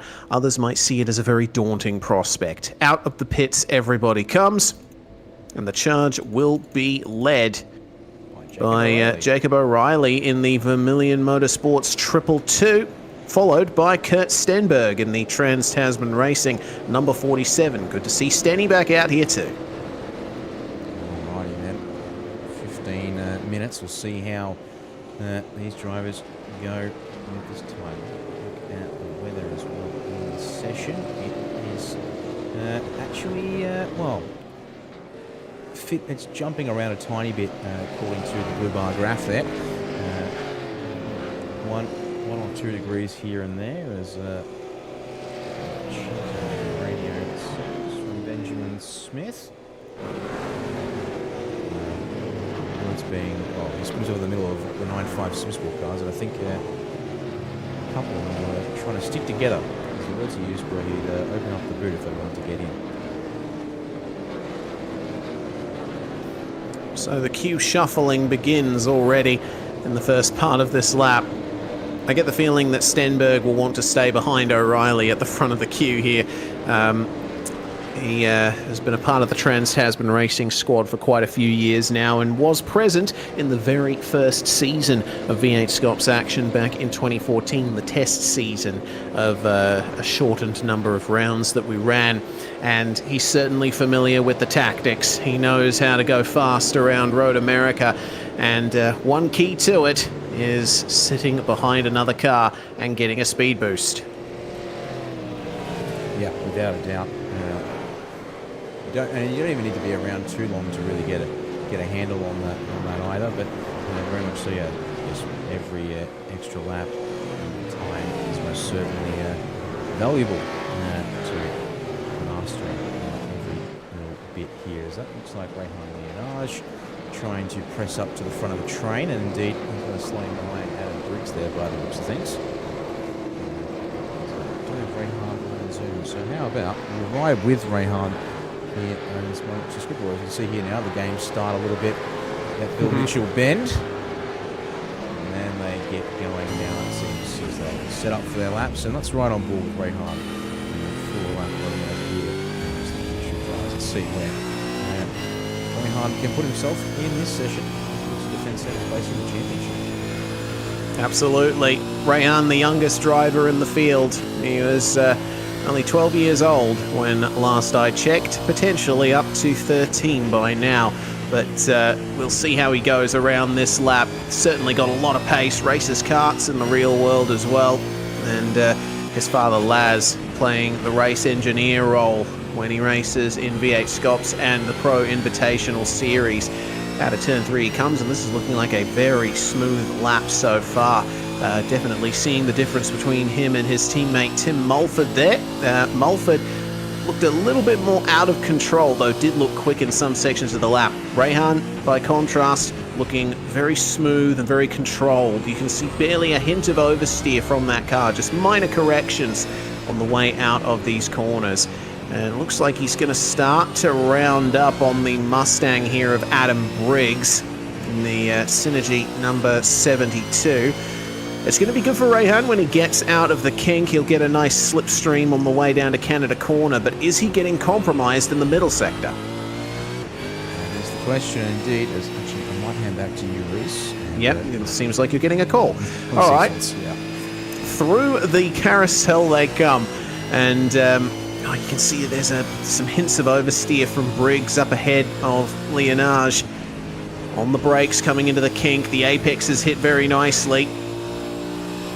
now you just got a straight line through these kinks down the back section of the lap. Run wide and then bring it back to the left-hand side to straighten out the braking for Canada corner. Just diving in. That looked a little deep there from Lienage, but he does keep it on the track, which is crucial. Getting that initial banker on the board is key in any SCOPS qualifying session. Through the final turn they come, and we'll start to see times on the board in just a few moments' time. Across the line, drivers will come.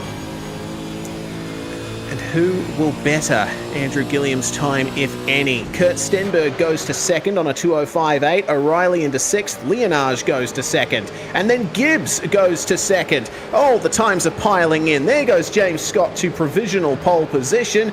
That's a fantastic run of times from Scott, Gibbs, O'Shea, Lienage, McNamara, and Scott Gamble. Stenberg down to 8th with that salvo of lap times coming in.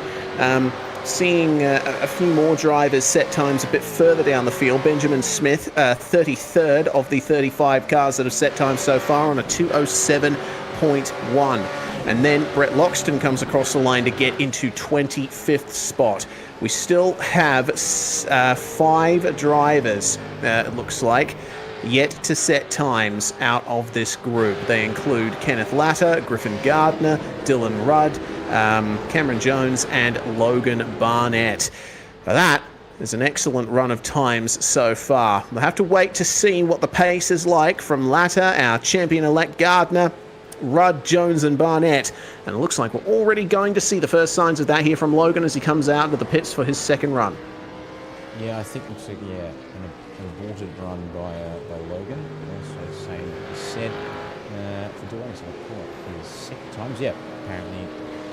Well, the fact that's done that, maybe he isn't towed. And he's got a lap that was invalid on the board, which in theory should mean he at least crossed the line.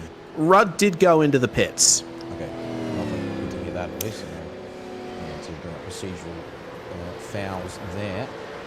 As well, we didn't really get a chance to look at this one here, but James Scott deciding that his 208 was very much achievable, and to do so comprehensively better than everyone else so far. Yeah, indeed. First driver into the 204 second bracket, and he'll immediately dip into the pits and get a fresh set of boots on there. But Andrew Gilliam's time from Group 1 still standing strong. Front row start for the Altus 201 at the moment, which is going to be crucial in his battle for second in the championship with Rehan Lienage, who currently sits in 5th. Yes, indeed it will. So yeah, now the game of who's going to get out first. Looking like it's going to be a number starting with 7. I suspect that might be... Nope, not quite Adam Briggs's. Cars make their way to the lane. Might it be Jake O'Reilly who'll get out first again?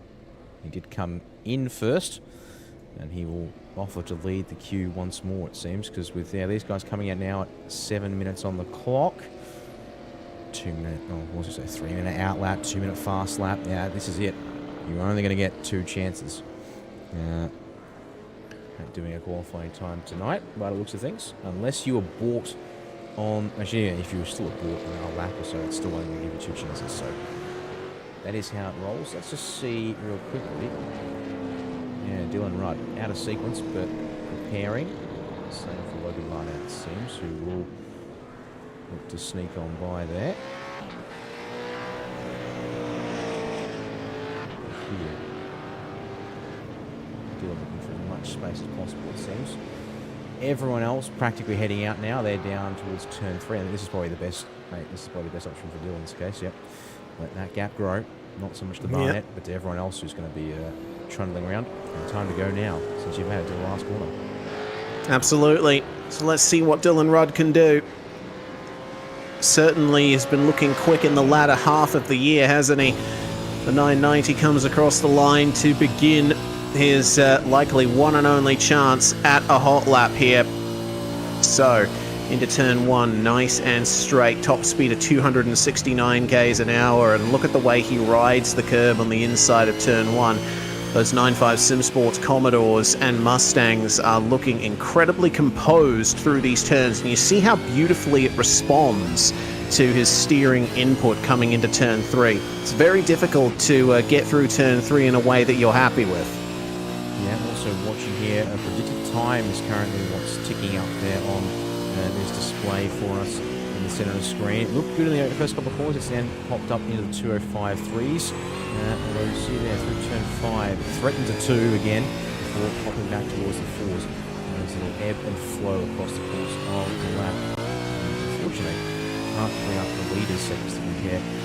But we'll see here now his speed and such handles the rest of this lap as it settles nicely through the hurry downs. Up to 8 or so. Ooh, tiny bit of grass maybe on the way in though. Had to keep the steering wheel straight under brakes. And it just held together, it seemed there. As he comes in through the carousel. Lets it track out to the middle, late in the corner. And then straight back for the late apex. He's not too much of the road width there. Good hit on this lap. Certainly is. Oh, I could see that the car was pushing just a little bit into the kink.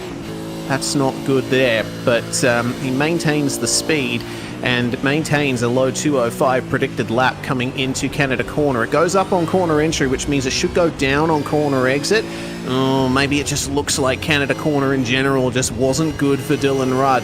So the 990 has only one corner to go, and he's giving it a few stabs of the steering to try and turn in for the final corner. Use all the curb on the exit, barely a hint of oversteer.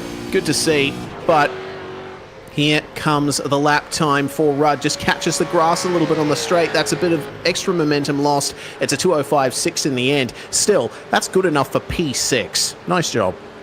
Yeah, not too bad in the grand scheme of things. All right. Time to see how everyone else up ahead is going. First car out all by himself, Jake O'Reilly. Basically no one within about a 15-second radius of the 222 Vermilion Motorsports car. And I don't think we'd say it's because people are actively avoiding him. It's more like he's actively avoiding the rest of the field because they are all practically nose to tail. Turns 8 back to turn 6.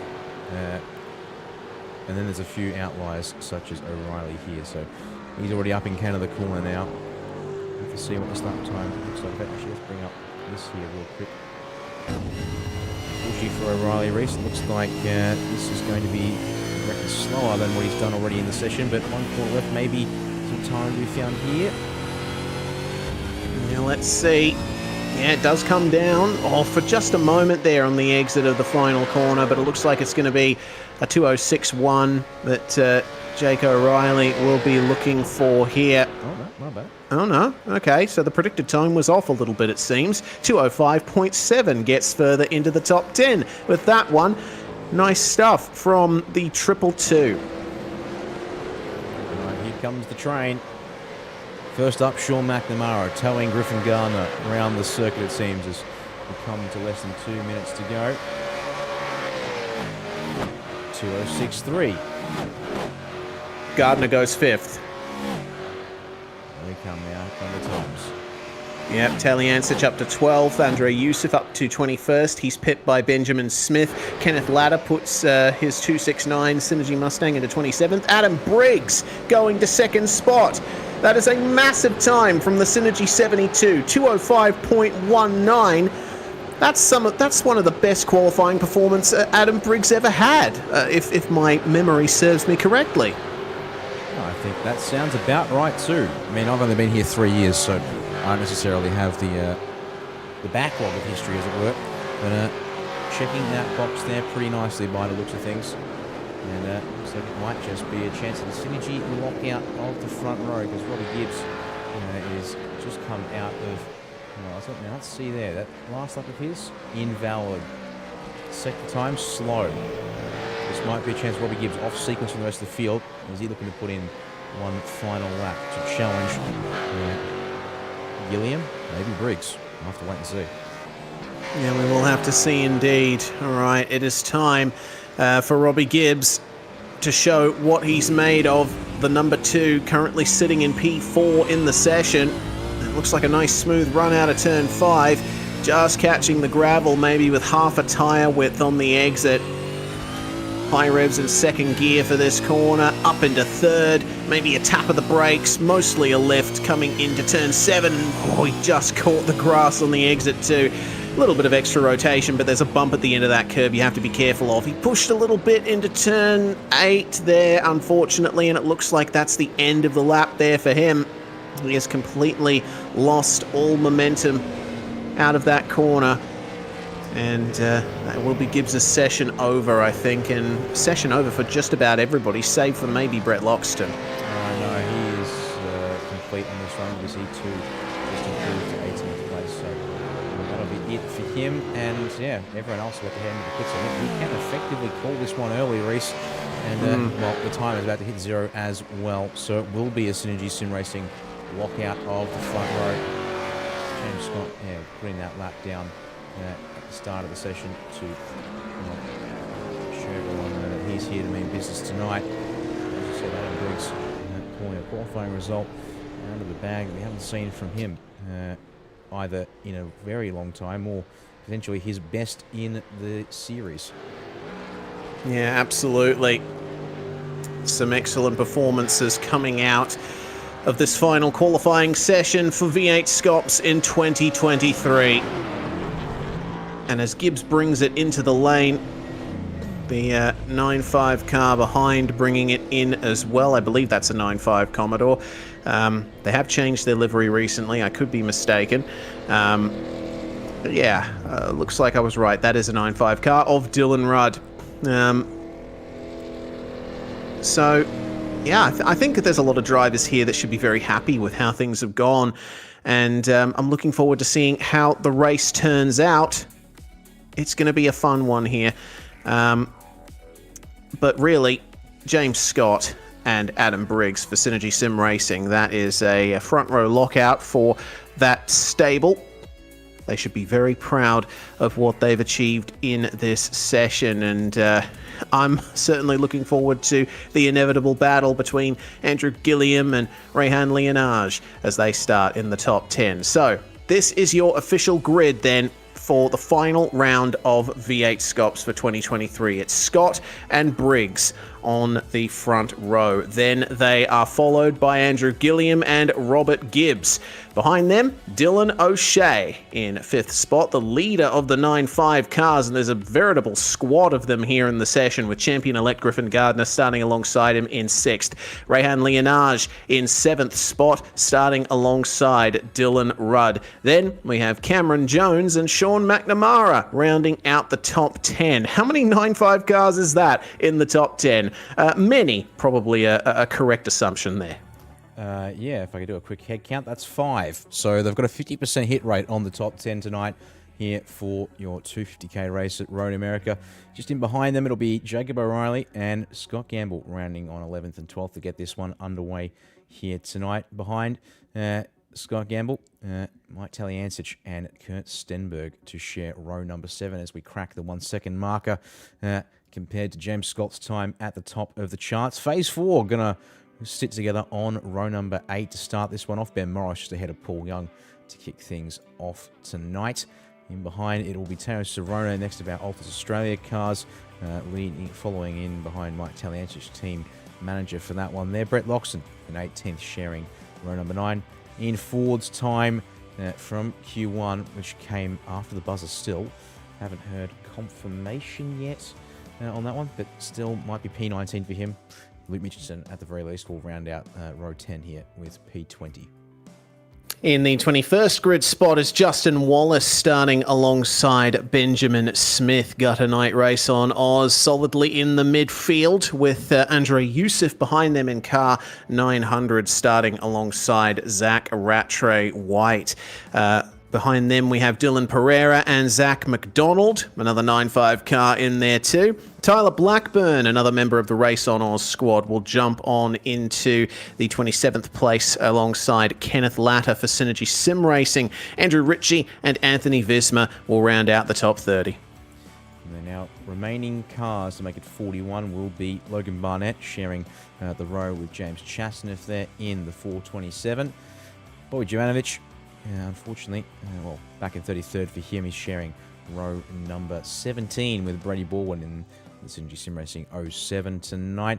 P35 for Tim Mulford, going to be alongside Damien Cairns, kick this one off back in 36th place. P37 is in the hands of Jay Brazier there in the 057, sharing row 18 with Vincent Skilbeck for Willie Binns Mayhem Republic.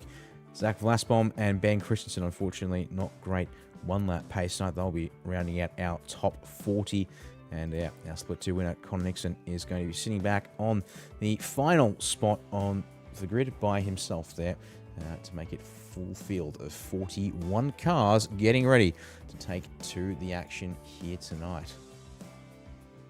And so the fun will begin one final time in V8SCOPS for 2023. We're still missing James Scott from the starting grid and a couple more besides, but he should file on in the next few moments. Reminder of the format, we've got a 39-lap race coming up with 2 compulsory pit stops that they have to take between the ends of lap 2 and 37, and I would expect that there'll be a few drivers trying to split the race into 3 equal parts, but we might see some go for a long stint in the middle, 2 short stints to finish the race off. Of course, all of that can be thrown out of the window if the safety car comes out. That is always an option, and I think with as many cars taken to the grid as this and how chaotic Split 1 can get at times, we'll probably see at least 1 safety car tonight. Fair odds on that one indeed. Wouldn't want to suspect that, or guarantee it's going to happen. It might not, but yeah, certainly could be a mixed bag, as we've been given the 30-second call by race director Simon Black. And it means that it'll be almost time for these engines to kick into gear and get ready for us to go racing here tonight. As you said, 39 laps is all that stands between us and the end of season 2023. I wonder now who can get the final win on the board. James Scott got the 1-lap pace, and I would suspect he will have long-run pace as well. Would be out of form for Synergy Sim Racing to have a good car in only one of the facets that matter here tonight. As the revs rise, we wait on the orders from Barney up on the stand, and he'll give the green flag as we get going. Scott away well. I'm not so sure about Briggs. Gilliam might have him in turn 1. Yeah, looks like that's going to be a done deal. Oh, yeah, already it looks like at the back we've had a bit of a pile up. That's unfortunate. Smoke rising in the background. That's looks like Zach Vlasbaum was one of the drivers involved in that. Logan Barnett, Teo Sorono, and Bobby Jovanovic both missing heavy portions of their cars. They all managed to get going. We avoid a safety car for the time being. Out of the 3rd turn, meanwhile, James Scott still holds on to the lead. Gilliam is by Briggs, but it's all on for 4th on back. Dylan O'Shea getting a push from Dylan Rudd. The 9.5 cars working together to keep Robbie Gibbs behind them. And here comes Griffin Gardner up the inside of turn 5. He's not going to go for it on Briggs, but Robbie does give a tap to Rudd in the 990. And now Rehan Leonage fancies a look at Griffin Gardner into turn 6. Room has to be given, but it's very close between them. Gardner gets shuffled out of the way by the number 79. Certainly lean on each other moment there, and then some. Leonage will try and cover that one off here as they streak through past the hurry downs to turn 8, and there we go. Return serve in the left rear corner from Griffin Gardner on Leonage as they'll work their way through the carousel here in this mid-pack. And try and find the line, get on the power to run up towards the kink here nicely. Building up speed on this opening lap. Watch here to see what Gardner does. Maybe eyeing off the chance at a pass. Not a little far back, he'll roll out here. We need to roll back, it seems. Just settle in. So, at the end of the opening lap, it looks like, closing up passes. Andrew Ritchie's dropping down the order in the 927. What has happened to him? Oh dear. Oh, that's Canada Corner claiming someone. Maybe a little bit too deep on the way in. It looks like he doesn't have a huge amount of damage on the car. Also seeing that Dylan Rudd has gotten by Dylan O'Shea coming out of the final corner onto the start-finish straight. Lap 1 of 39 is complete. Now, in terms of that start and the crash we saw, Teo Sorono actually stalling on the grid. Either that or he didn't get his car fired up in time. Unfortunately, there wasn't much room to avoid him. Barnett and Jovanovic just went straight into him. A real shame. Scott Gamble also suffering issues in the 5-4-3. He has fallen way down the order. Looks like a problem maybe on the exit of turn 1, and he's also having technical issues to boot. Completely dropping from the timing and server. So we'll try and completely gone back to scenic cameras on him. So That's a shame. might not be completely gone just yet, but certainly not a good sign. He's also was in amongst the pack of cars. So we'll see if he goes here. Sorono and Barnett, speaking of a couple of cars that were most affected in that one there, they will get to the pits finally as Zach McDonald and Benjamin Smith have to share some space through turn 7 and a bit of a hip check as well. And then, a second hip check there. Oh, there goes Ladder, making his way through. Oh, this is very tough here for Zach McDonald, right in the midst of the midfield. And you know, if you're in the middle of a pack of cars, one hip check can make the difference, can't it? It certainly can. I was going to cue. I think okay, right. Don't commit. Cue to the replay here for Teo Sorono back to start. Oh, apologies. That's not even far enough back. I must. Yeah, and it. Yeah, there we go. He just didn't get going, and well, they make their way through, and unfortunately, yeah, Jovanovic and Barnett had nowhere to go. And if you want an onboard from that, I would suggest Jovanovic's, because it will show you just how little time they really had to react. So Logan Barnett is the car up ahead of Jovanovic there. The revs rise, they get onto the power as the green flag drops, and you'll see here the Banter Alliance car make a move to the left. Barnett gets on the brakes, and out of nowhere, there's Teo Sorono. That is nasty to say the least. I want to see one last time back. We could grab. That's not quite far enough back from the grid. All the things I want to do. Just want to hear this on board. Neutral. Oh, so he got it revved. He just didn't get he didn't get the gear selected before he got. Oh no! There's the gear selection, and bang. Too little, too late, unfortunately.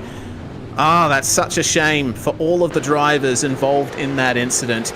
On live pictures, I've noticed a problem for Kenneth Latta. He's fallen down to 35th place, and that looks like trouble in the opening turns. Says, okay, that's all right. Yep, that's a definition of trouble. Right, so Benjamin Smith here. Okay, heading down towards turn number 3. So space was given on the way in. From that angle there, get connected and hook. We need to go back one more time if we can and try and get another angle. So what Zach, I'm going to go on board and try and get a different angle of this one here. See what we can see just in behind. Okay, so Ladder goes for the move on Smith, and we'll see that Smith gives him room there on corner entry, but they just make contact in the middle of the corner, and from that point on, it would have been very difficult for Ladder to get himself unstuck. That's a real shame.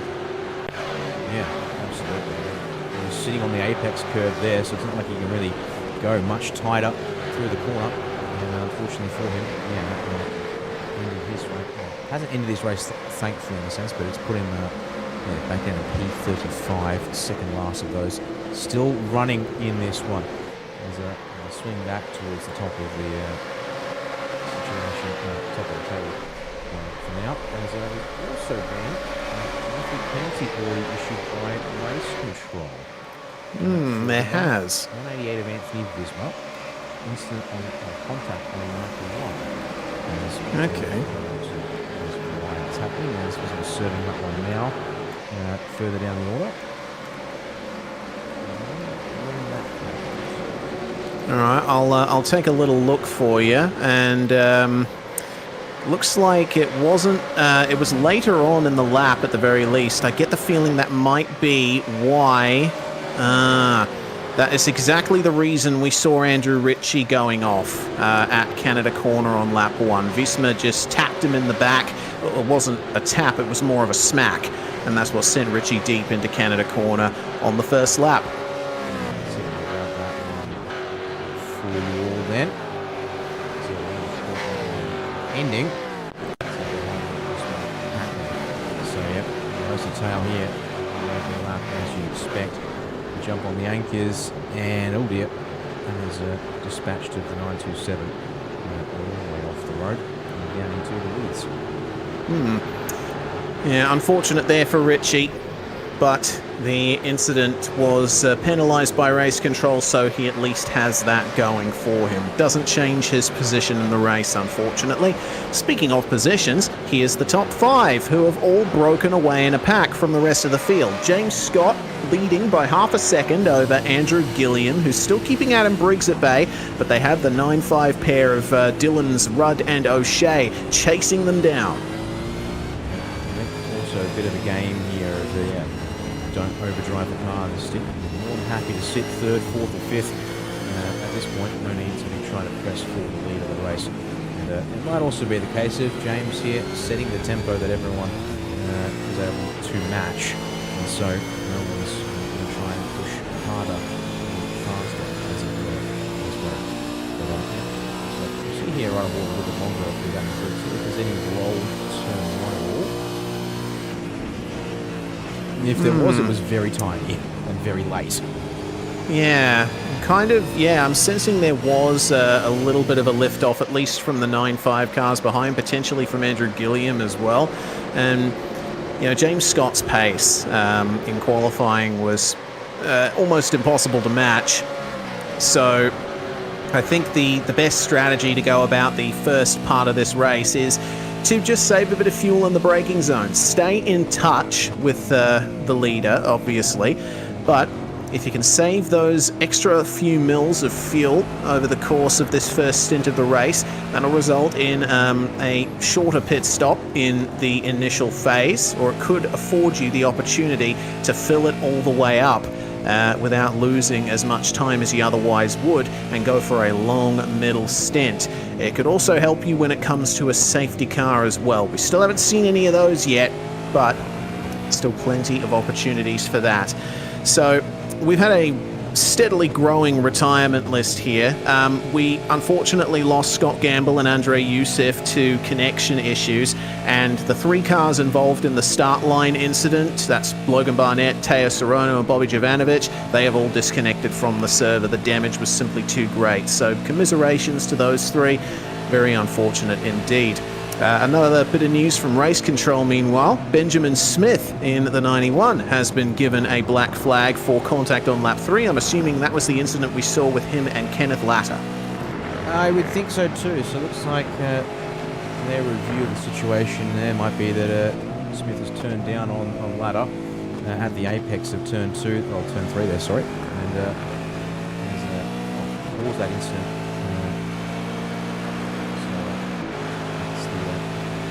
Yeah, Zip Smith now. Actually, I can't be serving that one now, so what's happening to him? He's had a bit of a time in Canada corner, I think. Yeah, looks like it, unfortunately. Down from 22nd to 29th, and there he goes to serve that drive-through. Only 6 laps into this race, and if he can get it pulled up without getting into the wall, that would certainly help. That is certainly going to result in probably an earlier tyre change than he would otherwise have anticipated. So there's a reminder up the top of the screen of the car numbers that have retired from the race, as Dylan Rudd has claimed the fastest lap of the race, running in P4 behind Adam Briggs. She went and set that one back whilst we were replays, I think it might have been, so it has been a little while since we've seen absolute pace out of the drivers. There you go, they're all working the limits of turn 7 and the hurry downs. It's now looking to hit the car back to Rudd, it seems, and start getting right up on the back bumper of Gilliam in the 201. So might be something to watch out here. Has Andrew potentially not got as much tyre life as he'd like already? Maybe. Potentially it could also be Briggs trying to up the pace and the pressure to try and help out James Scott at the front of the field. Of course, no one's thinking about winning a title here. It's already in Griffin Gardner's hands, and Griffin is just driving on his own in 8th spot at the moment. not involved in battles with anyone and just managing his race, which is a good way for him to clear out the season. So now it's all about just top honours in this final round. Now, coming out of the final turn, looks like Briggs just struggling to get on the power like Gilliam did. They are still within the slipstream of James Scott coming across the line to start lap 7. I'll be interested to see if Gilliam is saving any kind of fuel here as they make their way into the braking zone. Doesn't look like it for the time being.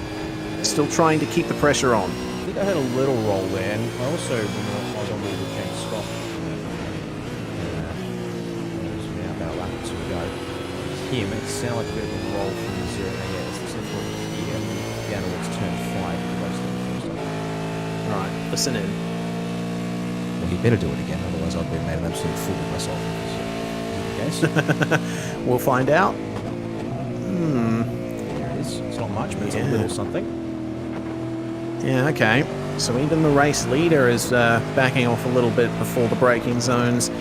Tiny bit of the old lift and coast. Now, you do expect drivers to do that in a few of these 250k races. I think it's exacerbated by the sheer amount of straights here at Road America. Awful lot of time spent on throttle around this circuit. There has been a change for position further down the field. Tim Mulford's gotten by Jay Brazier for 27th spot. There are still battles going on all through this field, and Mulford up 8 positions already from where he started. Managed to survive the carnage of lap 1. So keep our eyes peeled, see if Mulford can get something together for an assault on the top 25, maybe even the top 20 if things go his way and there are crashes and incidents ahead of him. Drivers messing up their pit stops, which could certainly happen. Scops is certainly not new to mistakes being made in the pit lane. And now that we are on lap 7, we're starting to approach the margin for the first of our compulsory stops. I would imagine that most drivers will be going to about lap 10 or lap 15 before they come into the pits for the first time. That's the whole game too. With 2 compulsory stops, you'll be able to split the race basically in 3. You can do 3 13-lap stints and you could evenly divide the race. So, yeah, where the drivers are going to choose to maybe come down here, as I said, lap 10 maybe, go for a couple of laps early to try and bolt on fresh rubber, find a gap back there. Well, the question is there going to be a gap for these cars? Actually, yes. Basically, the entire field is coming up across the start-finish line now as the leaders exit turn 3, with the exception of Visma and Cairns, who are both have to come to the lane penalties for taking a very, very early pit stop in Cairns' case. As just seen in the YouTube chat, unfortunately, the answer as to what happened to Terra Serrano didn't have a handbrake available to him. I'm going to presume that might mean either that didn't have a handbrake and that wasn't part of the normal routine, or something didn't work as expected. Sans handbrake.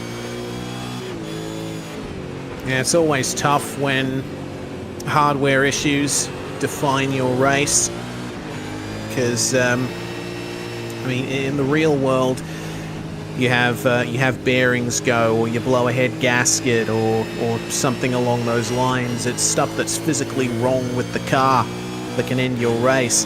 But in the sim world, it's all about your connections, the wires inside your wheel, etc. It's a similar game, just the pieces and the board are slightly different. Leonage, meanwhile, still on the outside looking in on the top 6. Robbie Gibbs is the car in front of him, and it is a big train up to the front of the field here. They've all compressed up a little bit. We saw that the top 3 were breaking away initially on lap 1, but some good driving by Rudd and O'Shea, plus Gibbs and Leonage catching the slipstream as well, has made it a 7-car train for the lead of this race. Yeah, again, I think also just a bit of observation, perhaps more so from drivers like Scott Gilliam at the front. There's a bit of a roll too from Leonage back here, so he's yet under feeling no need to try and put pressure on Gibbs here. It was quite an aggressive lift from Leonage, wasn't it? it was good, close to 30, 40 metres there. That is true. Getting a bit of a roll. Let me see if he can pick that up. We'll see just how much speed he bleeds off before he jumps on there, because he doesn't get here at turn 5. All right, listen into the engine, look at the numbers. 10 all right. Yeah, something around the lines of that. So Leonage taking full advantage of the slipstream in what it appears is a first stint defined by fuel saving. Everyone just trying to stretch out this tank as much as possible, try and shorten their later pit stops as much as they can as well. You see that Leonage is catching back up to Gibbs here in the middle sector of the circuit, which is mostly corners, and so you can afford to drive a little bit more aggressively. But when they get to the long straights and the heavy braking zones into turn 1, turn 5, Canada corner, that's where you see the big lifts. That we do indeed. Just watch the field here streak around carousel. That comes back in around 21st place there. So that's about half. That's half the field who started the race, and is now unfortunately sort of sans 6 cars. Actually, Benjamin Smith has chosen to pull the pin on the race as well. After everything he's gone through and been involved with since the start. So, yeah, it's just actually able to go into a bit further on the back. So we have some other potentially brewing battles, and in fact, just happening here. Yeah, position change between Loxton and Morris. Yes. So I get the feeling that happened at Canada corner. Only happened about 15-20 seconds ago or thereabouts. We'll see how it was done here. So looks like it's actually a problem for Morris. Did he go too deep at Canada corner? Lock up on the way in? Just too deep. Ran wide at the exit, and Loxton said, "Thank you very much, mate. That will be a freebie for me." As that's happening, we do have some action out on the tracks. The Italians actually just exchanged places for 12th and take it on the pit lane. Yeah, Ben Christensen, first driver to take a scheduled pit stop in this race. And actually, I'll correct myself on that. Damien Cairns has already come in for his first stop. 11.6 seconds stationary for Cairns. For Christensen, 20.1 seconds. Now that tells me he has fueled the car up all the way, and he's going to be going long here in the middle. Yeah, that'll be a good 46, 40. I'd say call that 46 litres added to the car. That's probably a fair chance. That's close to what was needed to get back in the tank. And it may be a case of things like, get that filled up now and shorten up that final stop as much as possible. So that's a chance to look back to the battles elsewhere on the field. We have a 3-car grouping here with McNamara, Jones, and O'Reilly, as Jake's going to take to the grass. An extended route option here on the circuit. As I said, just in behind them, we did have Italiancic and Stenny. They have just swapped spots with the 7 getting ahead. There, that was turn 3 on this lap. And in behind them, we do have ourselves Loxton here, and he's sort of gone, Morris, Young, hanging on. Crucially, more interestingly to us is starting here Ian Ford. Didn't have to start towards the back of the field, and he is pressing on here, way past Mitchinson. And that's going to be easy done. Well, inside line is definitely his. Let's see. Oh, he's going to get back in line. Pulled out of it. All right. Looks like that either that car's down on straight line speed, or Ford just decided to lift halfway. We have 3 takers onto the pit lane this lap. Dylan Pereira, Tim Mulford, and Vincent Skilbeck have all made their way in, and these guys were very close to each other indeed. So that's 2 of the 3 Phoenix Racing Team cars in there, and the Soul Wheelie Bins Mayhem Republic machine making their way into the pit lane. And looking to me like Mulford has gone for a shorter stop.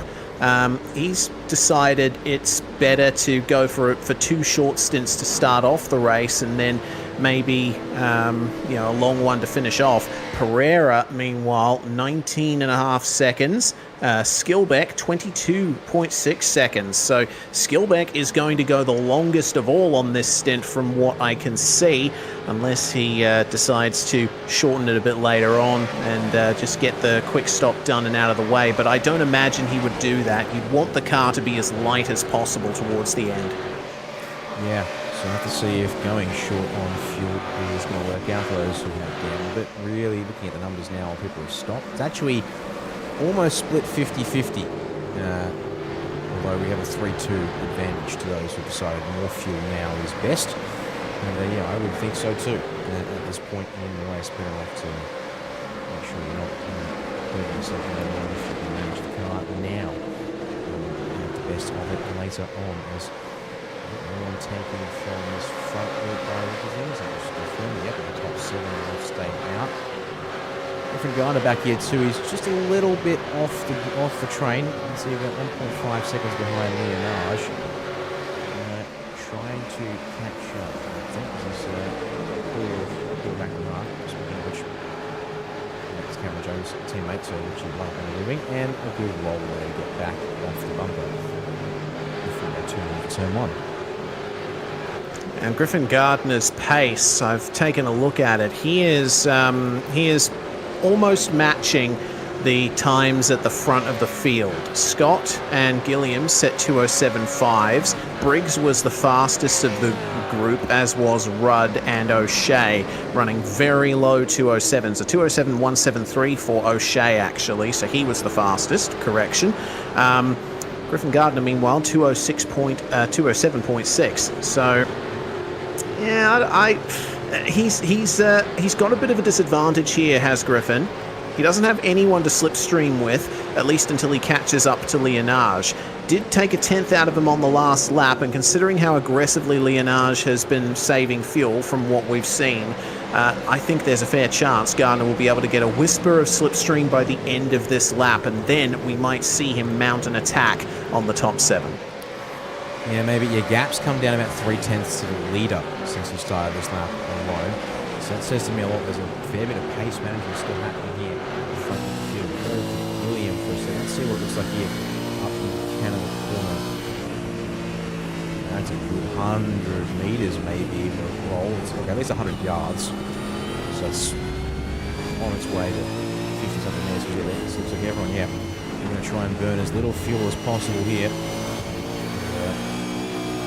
Give themselves the best options for a short stop somewhere in this race, presumably at the end. Once more. So the takers, 5, 6, 7 all through. As they were. Yeah, I'm keeping an eye on pit entry here to see if anyone decides to peel off. We did see a bunch of drivers go for the very early stop early on, and we'll see how that works out for them later on in the race. But it looks like the majority of the field are happy to just sit here and let the tank run out.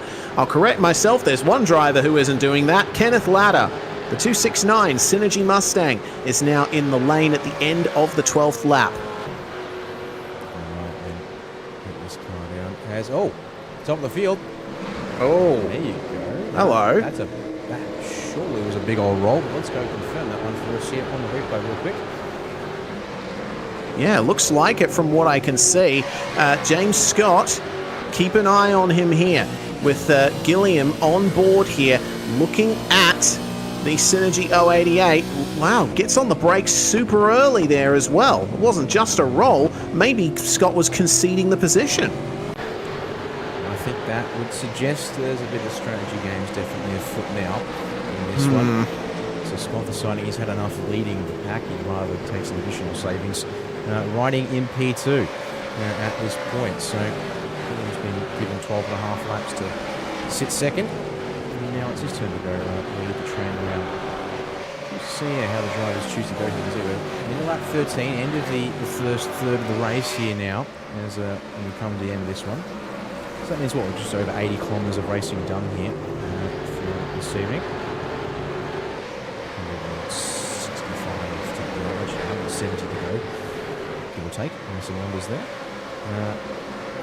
Will they come in and split this evenly, or are they going to try and shorten up their stints towards the end? That is the question on board. Nope, they're going to go long now. Save the tyres for later in this race, it seems. Yeah, well, considering that we've seen James Scott fuel saving a little bit as well, maybe he's decided, I'm just going to let Andrew by here and save a bit of fuel in the slipstream for him. Having said that, it didn't look like he was saving all that much there. Saving on that occasion in turn 1. There's the save, though, down to turn 3. Okay. Hold it in 4th rather than bring it up to 5th momentarily. So watch this here down towards turn 5. So spot there, James seems to be favouring the rollers that crest it and start coming downhill with the brake in the zone here. Oh yeah, there we go. Wow, that's big. And so yeah, and Briggs of course is wise to that, teammate behind. Briggs has actually let the 9.5 pair close right up to him there, probably giving Scott a little bit of extra space and playing a bit of a rear gunner role to try and keep Rudd from getting into the top 3, but I don't know how long that's going to last. This is the true magic of V8SCOPS here. What I love especially is when we have no idea what the end goals of the drivers are, why they're doing what they're doing. It's nice to be working this out on the fly. Because we don't have the utility of being able to get people in team bunkers or whatever you want to call it here.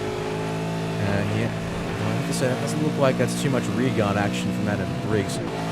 Suggested at this point with the way that he's lost a bit of time on this lap, but maybe just not able to push as hard maybe as this stint goes on, or because that was certainly pushing through the kink, but I wouldn't call that a conservative line. That was in terms of play. I mean, it does, yeah. So it's still open up the pocket there. Just wouldn't want to let him go. These guys have got too much up front, I think. So yeah, be a little more vulnerable. There we go, 14 laps, and they're all in.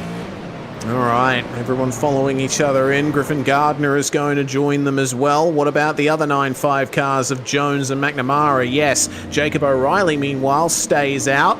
So does Michael Taliancic, and just about everyone behind him, save for Ian Ford, who brings the 115 into the lane and is followed in by Zach McDonald. What about Connor Nixon, who's worked his way up to 21st place after starting from the rear of the field? He is going to stay out. So is Tyler Blackburn. Now it is a battle for the pit crews at the front of this field. And this will be interesting to see. Big mistake on the pit entry. Yep, overshot his box by, that's almost a whole car length.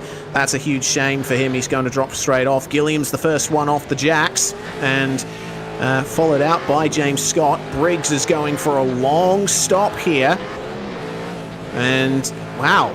He's going to come out behind Leonage and Gardner. There we go. Mixed strategies indeed. In fact, yeah, Ian Ford's gone short there in the 115, and that's now we're going to jump ahead of Sean McNamara by a couple of... Yep, there you go. Basically just covering tyres off. So there we go. We now have ourselves a lot of different strategies on the cards. Oh, Cameron Jones. What's happened to us? Oh, Cameron Jones. No. Black flag to his name. Oh dear, that's no good there for the 019, and that looks like a speeding on pit entry penalty for him. That's going to spell disaster for the rest of his race. Only chance for him from now is if there is a safety car, and it looks like he exceeded the pit entry limit by something like 25 k's an hour. Oh, that is certainly not a mistake you like to see. Quite a mistake to make. There's a handful of drivers who are yet to pit, and I'll actually switch over positions again to show you it's our top 10 who remain owing a stop. So O'Reilly will swing it around the final corner. As you can see, yep, he will hook to the right off of the corner there. The remaining cars in, yep, they will come now. So, our effective leader, but is going to be owing fuel to the rest of the cars that he was racing, and yeah, owing upwards of 6 seconds.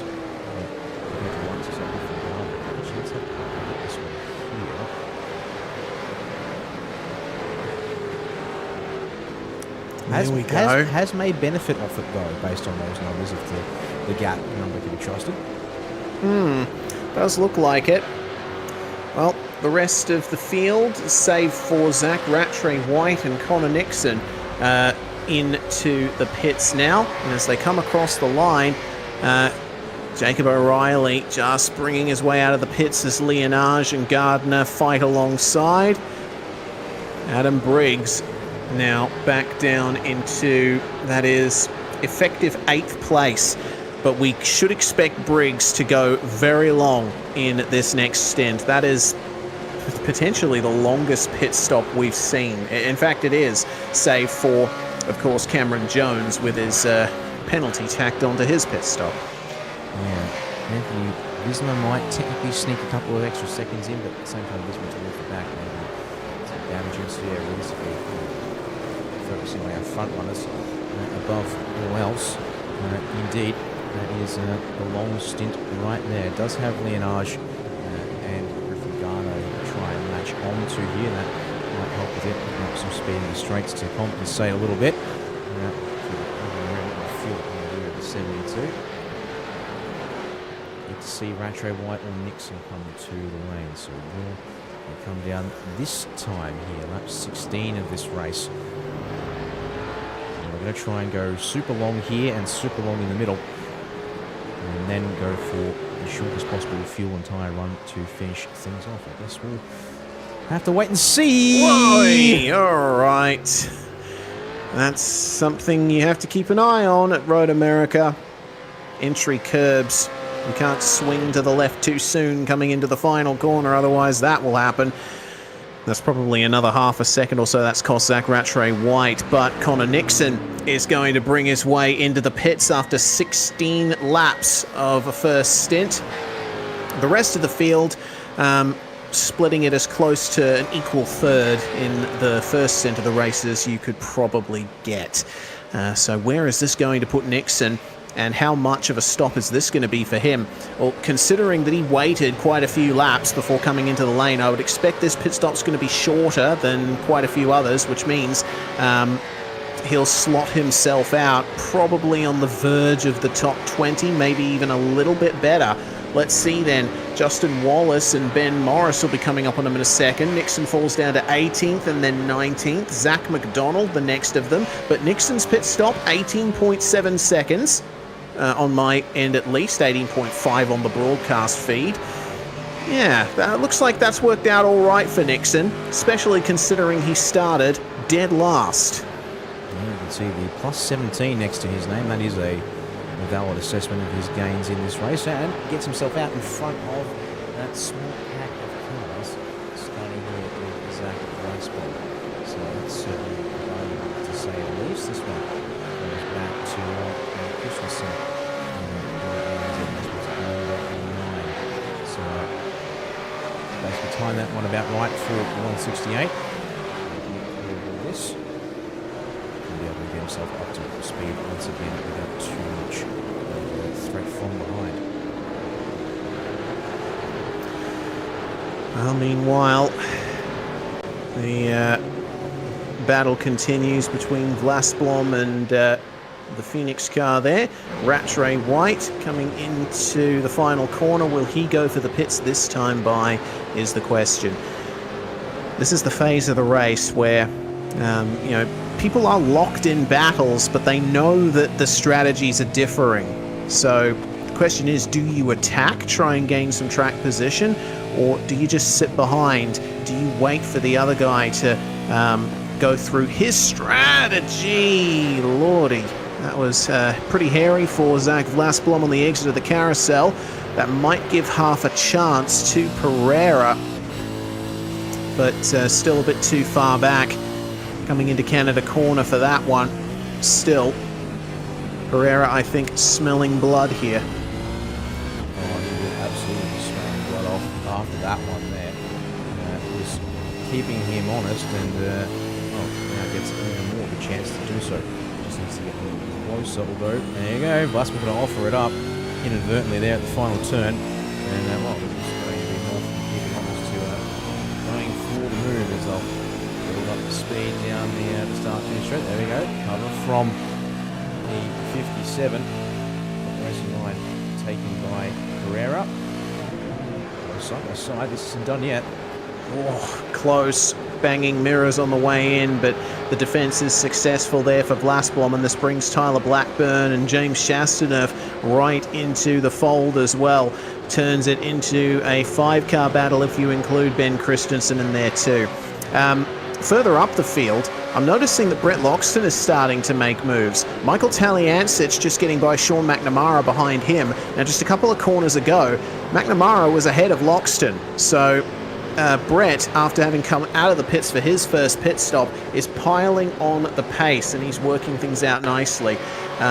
We'll see how the move was made into turn 1. News from even further up the field as well. Adam Briggs has gotten past Rehan Leonage and is now up into 8th position again. And there we go. It was a nice simple move there for Loxton. And just a few corners later, made the move on McNamara. Then, meanwhile, had a call to race control about a moment here at turn 1. Oh, dear. Spray Baldwin. Oh. Ouch. Okay. So a loss of control on the way into the corner. Tim Mulford will be justifiably unhappy with how that's worked out for him. Meanwhile, this is how Loxton got by McNamara, as on live we finally see Zach Rattray-White make his way into the pits. And Taliancic really took advantage of that, didn't he? And where did Adam Briggs get by Leonage? Okay, so Gardner's sort of slow off of turn 8, and the door opens as Leonage had committed to going up the left-hand side. So, timing there. Very nice indeed. All right, well, back to live, and Rattray-White is making his way to the pit exit now. He's going to be in 20th spot, make that 21st as Baldwin gets by him, but that could be 20th if there is a penalty for Baldwin from that issue we saw at this very corner. So Zach now with a big tyre advantage over everyone around him. Leonage, meanwhile, has gotten by Gardner, as well as Briggs too. So it seems like Griffin is having a little bit of trouble here in the middle phase of the race. Seems like that happened in the opening corners of the lap. Yeah, Briggs just slipstreamed past Gardner on the front straight, and then Leonage got by into turn 5. Maybe just a conservative phase for Griffin as well, but look at the cars around him. 3 seconds more fuel than Leonage, with 5 seconds less fuel than Adam Briggs. In for the real wild card here, unfortunately, he owes at least something in the order of 10 seconds to Gardner, 15 to Briggs on fuel alone. Fuel times there on the tower next to the gap to the leader.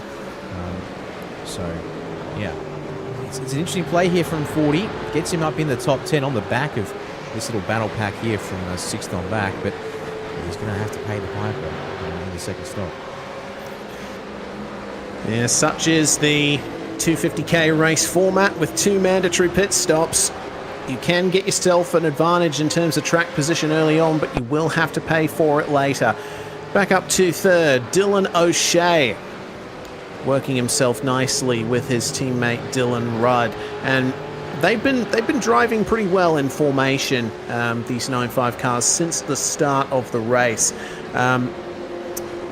Rudd with the slower pit stop than O'Shea, was still working himself out very nicely. But can they make an impression on James Scott and Andrew Gilliam in the top 2 positions? As it stands, it doesn't really look like it. Rudd was the fastest car on track last time by, but Gilliam and Scott have been steadily able to do laps in the high 206s, despite not having much in the way of slipstream or help from a teammate behind. So it's going to be tough for O'Shea and Rudd from here if they want to try and get a 9.5 SimSport 1-2. It's going to be a lot of work to make it happen. We do have a couple of seconds on fuel. It's only like 1 second to Scott. There's a couple for Gilliam. To me, it does sound like that this might have to be a race for 3rd unless circumstances change for for our leaders, or there's an intervention from the safety car. So this is going to just be a case of wait and see anything else, because we still are just cracking past the halfway mark in this one here tonight. Going down the corner once we're here at third. This is the most interesting battle in the top 10. Who's still leading the train 6th through to 9th. This is a fun little battle that's eventuated. And they're all pushing as hard as possible. Leonage going a little bit wide on the exit of Bill Mitchell Bend as we flick back in the field to 23rd. Tim Mulford being chased down by Connor Nixon here, who we saw a great advance from him through the field in split 2 and ultimately winning that race. Now he's trying to do the same here in split 1. He goes wide in Canada corner. Unfortunately, that's going to put pay to that battle for now and leave him under pressure from Vlasblom and Blackburn. Looking at tyre life though, Nixon has the freshest tyres in this entire pack. The only one to match him is Blackburn, who has completed the 5th lap now on his stint. Nixon completing the 4th lap, so the tyres are well in the phase there. Mulford, meanwhile, he's just completed 10 laps on this set of tyres, but he's not willing to let Nixon through on the inside into turn 1. Got to keep him behind as long as possible. And Nixon, I think what he has to focus on now is preserving his tyres so he has something to fight with at the end of the stint. He doesn't want to go Banzai into the turns here and take all of the life out of those tyres yet. Yeah, absolutely. He can't afford to do so, although he's going to try and suggest to Mulford that maybe letting him go is the best move here in this one. Let's see, Mulford already middle of us. Going to try and cover off, and eventually will commit to covering it off. Nixon still wants the inside. Oh, bump! Once, Bump. Twice, and that's going Spin! to land him. Oh, it's going to take Vlasblom way out as well. Oh no! Oh, it was the defence there from Mulford, and Nixon potentially had the opportunity to move to the right, but he was probably afraid of getting cleaned up by Vlasblom. Regardless, there's definitely going to be a call to race control from that incident. Well, that puts Blackburn at the head of the train of that group that remains. Actually, still remains from 23rd through to 28th. Just recorded there. He's got Ethan Skillback on his outside now as he's trying to recover.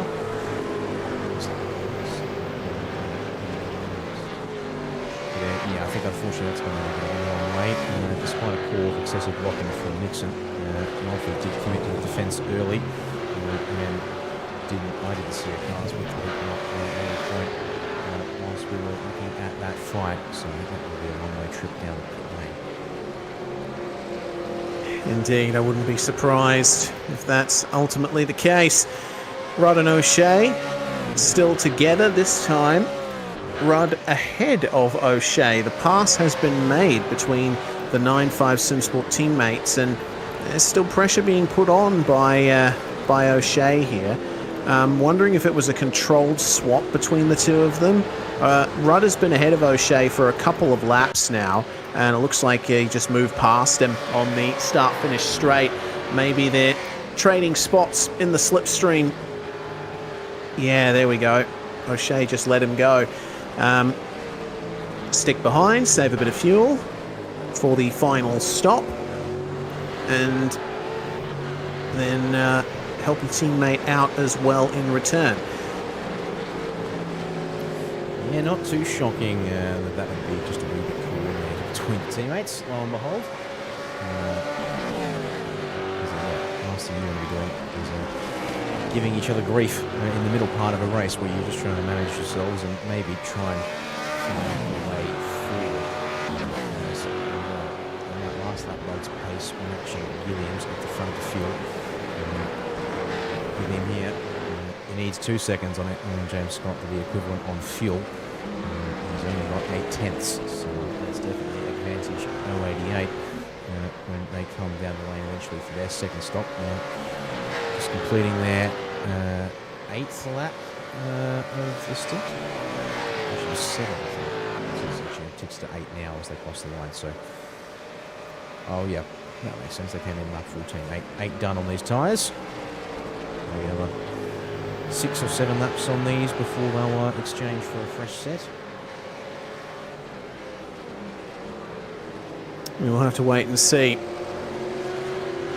Looking at the lap times, James Scott has started gearing up the pace again, hasn't he? Oh, that's a problem there for Ian Ford. Breaky mistakey into the first turn, and that has completely made him lose touch with the slipstream over Griffin Gardner, Leonage, etc. Looks like it was just he was on the verge of trying to go for it on Gardner, but I think he might have been caught out by Griffin lifting off a bit early into turn 1. Maybe 40 missed his braking point.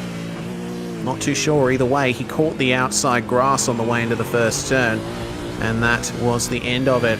And there is the penalty for Connor Nixon for the bump on Tim Mulford. Yep, unfortunately, that one there was a bit of a expecting a bit of a given there. So unfortunately for Nixon, has made his own good progress in the race. And he is down the lane there. So that one there, so he'll be able to get back out at least and keep going. Just have a look around to see what we can tune on. We have most up here, but Loxton, yeah, definitely been pushing along nicely in this middle stint, despite being roughly equivalent on fuel the cars around him. So we've got something going here at this point in the race, and maybe it's a bit of pushing the track as far as he can. Spots there, it's not hurting his lap time too much, and it's pressing on. We then also have ourselves Steady hanging on to the back of Taliancic, but a couple of car lengths in between the two of them at this point. Reese pairing, it's definitely closer. Shamakanara unfortunately dropped back a fair ways here. I think as cars around him have come up, I think his top 10 is definitely a little jumbled. Young riding shotgun on the 9.5 car there. Themselves. See, 3 cars in Asia. Spin Morris, Swivel Marshall, and Justin Ross. And then it's Zach Bell there in the back of shot, trying to line something up.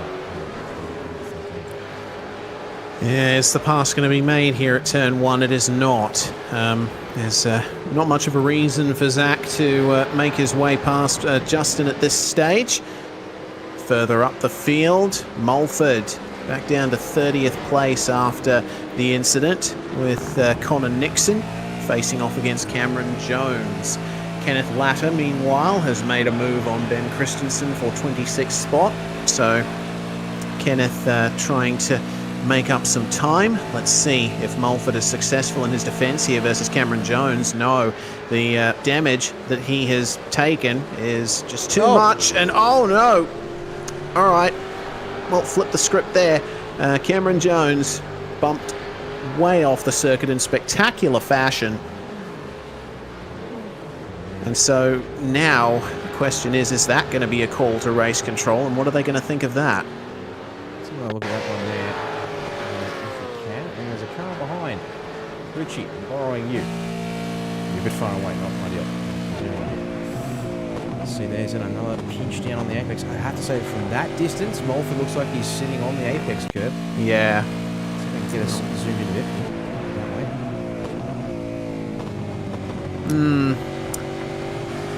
Yeah, I don't know. From that angle, I mean, honestly, I think Mulford was doing the right thing. At least I'm assuming. Yeah, he's on the curb. Yeah, he's on the curb. Andrew Ritchie slightly ahead, so you could make the argument that Mulford should have yielded with his lack of straight line speed, but regardless, it was up to Ritchie to make the pass cleanly, and I think he just turned in a little too early. Jones, sorry, not Ritchie. My apologies. That's all right. You can have we'll have that one as the guard the gaff for the night. How about that? Yep, had to get one more in this season before things closed off. I'm always world weary at the end of a V8SCOPS season. Just feeling everything piling on from the year that just passed. But we still have battles for the lead out on track. James Scott has turned up the wick and is right on the back of Andrew Gilliam. Look at that. He's into the 206s in terms of race pace once again. His best lap, a 206.0 early on. But now it's up to him to try and make the move back, and it's going to be a battle of strategy between these two. It has been from the very start.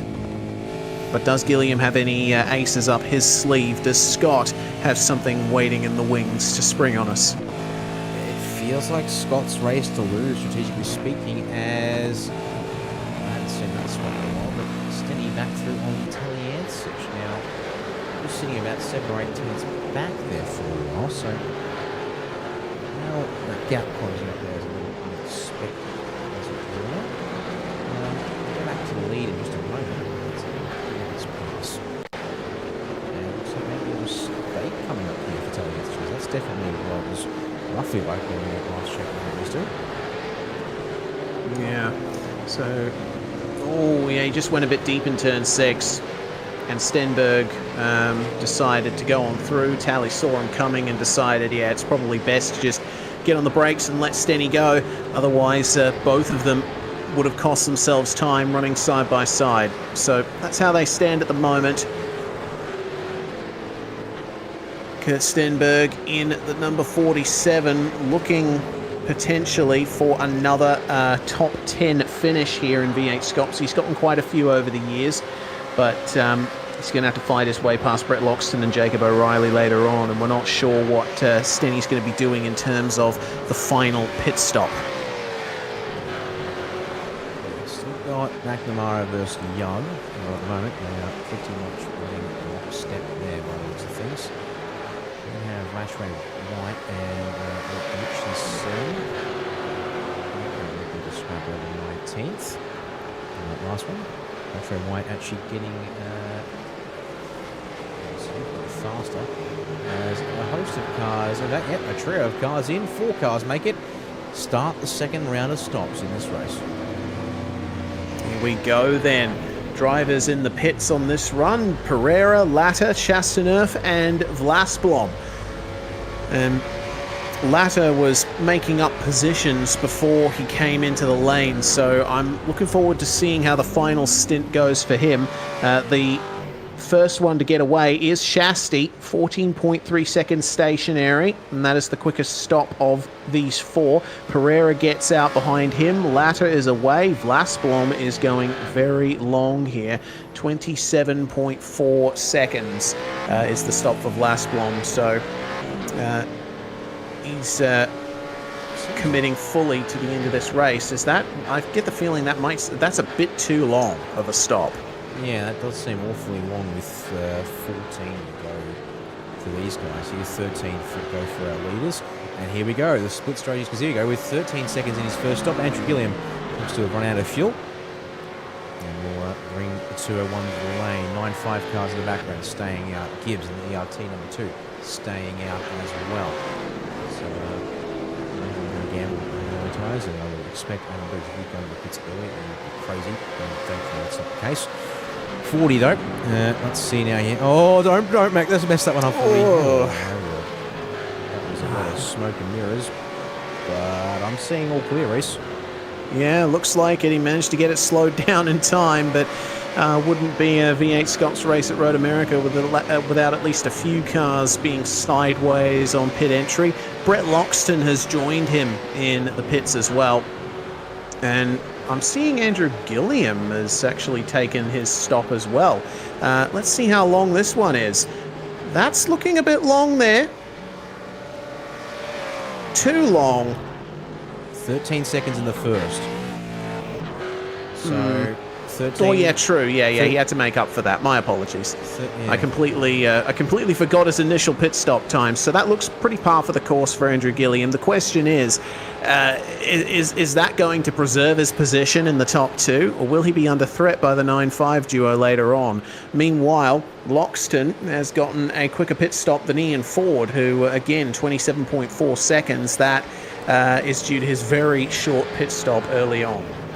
So looking at that's now about 2 cars with 37 odd seconds in total box time for fuel. I'd say in that case, James Scott owes us a pit stop of about 12, maybe 13 seconds to be sure. Like Dylan Rudd, he might be able to get away with tyres and fuel only, so 9 to 10 seconds there.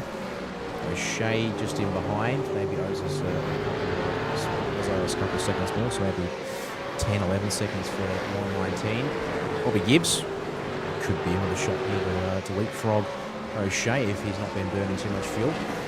Briggs, by those numbers, actually no, how I need to do those again. James Scott in, 16-second first stop, 37 total. It's actually sorry, it's a 21-second stop to get away from here. Briggs by far should leapfrog. He's going to stay out for now and take advantage of the tyres. So let's see here if I can math correctly when James Scott hits his box. Yes, and keep an eye on where Andrew Gilliam is at the moment too. He's down in 18th overall, and he's about to come up to the start-finish line himself.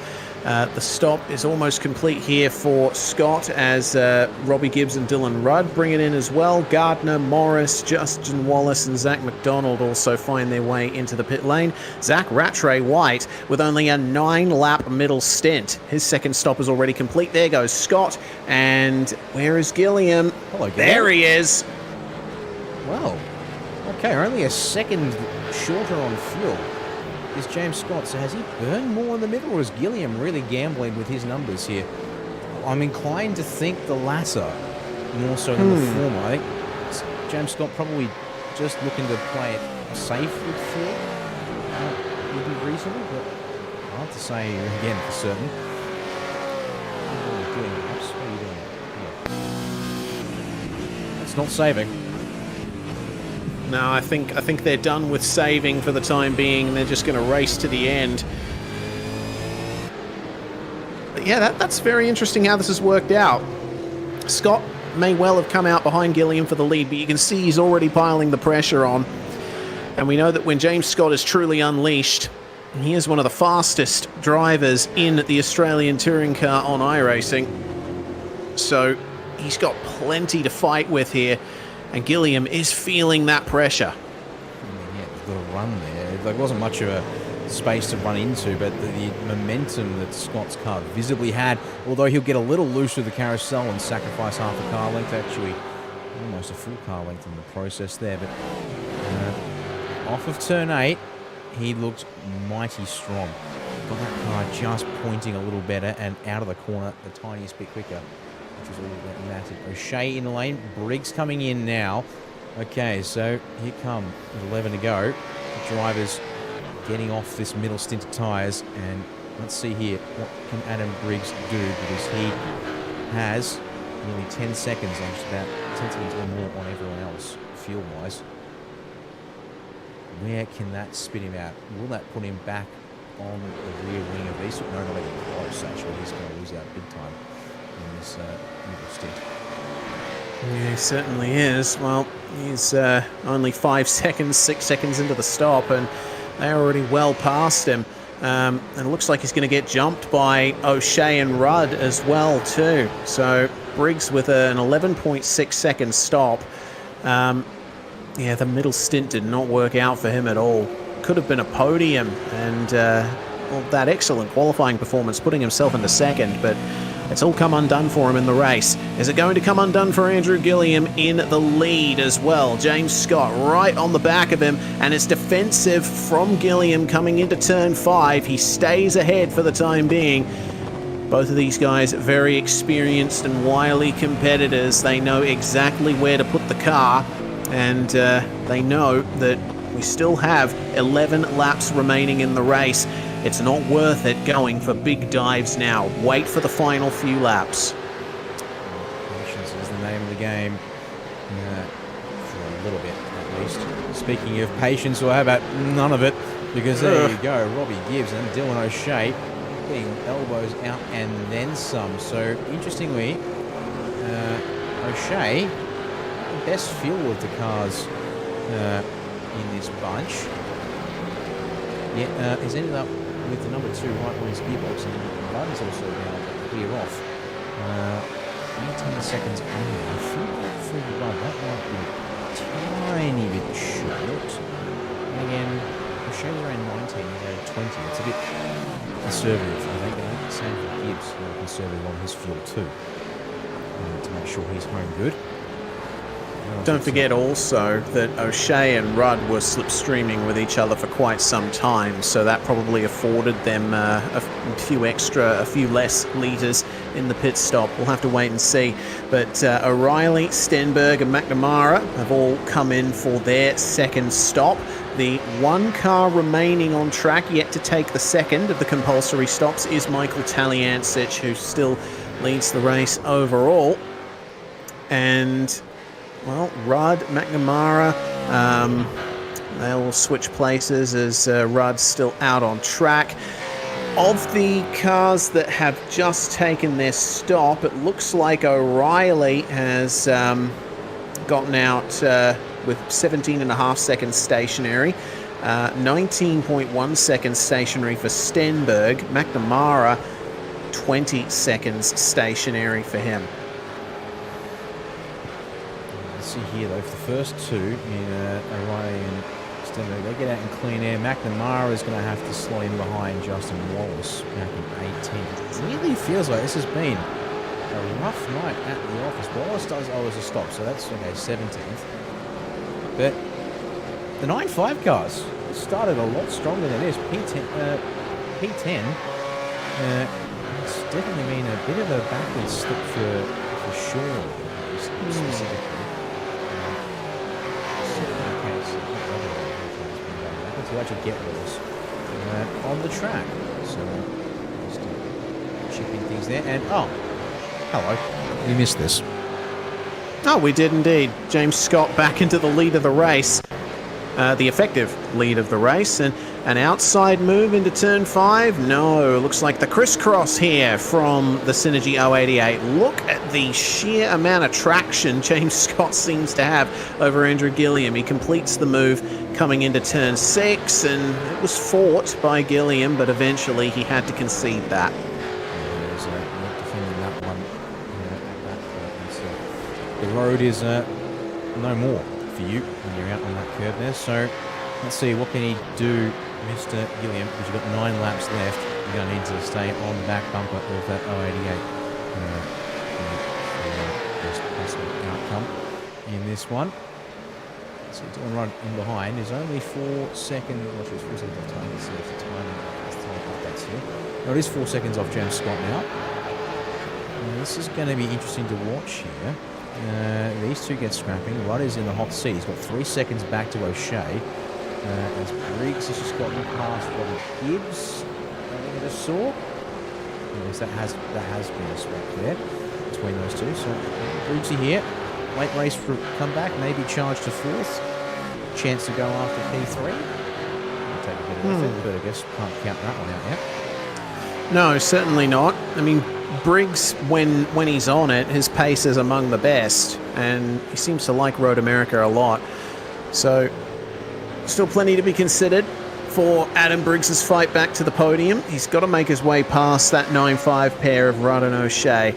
McNamara back to 19th position. I think there's been another problem for him. Yep. Just how bad is it is the question. We will find out now as McNamara there. Not teammates. Oh no, not teammates. No. Looks like McNamara just went a bit deep. Well, that steering input's a bit interesting. Hang on a second. On board. Let's see how it worked out. He's in deep, yes. Oh. Yeah, righto. Well, I mean, he got on the brake at the same time as that big helping of opposite lock, so that's an odd incident. I have no idea what could have possibly happened to McNamara there. Control issue. Had to come off the steering wheel for some reason, and yeah, possible reason there. He's going to have to be now as the almost. Exception is just loss, so he will eventually start to finish off his second stop. And so yeah, our drivers are shaping up in this final stint. 8 to go here at Road America. Round the season off. And here, this could be an interesting one to keep our eyes on. Apart from the race leading B's that under 4/10 of a second, but Dylan O'Shea trying to hang on to P4, but Aaron Briggs is slowly closing in. And Robbie Gibbs is not being refuses to let go just yet either as well. Keep an eye on the lap times here for Adam Briggs. He was the fastest car on track last time by, 2:06.38, and well, that's 5/10 quicker than what O'Shea could manage, which is interesting because they are on the same sort of stint number. 3.5 laps complete for both of these cars. Though O'Shea with a longer pit stop, I'm not too sure what the reasoning behind that is, because I mean, Briggs had an incredibly short pit stop. Maybe he's running very light to the end.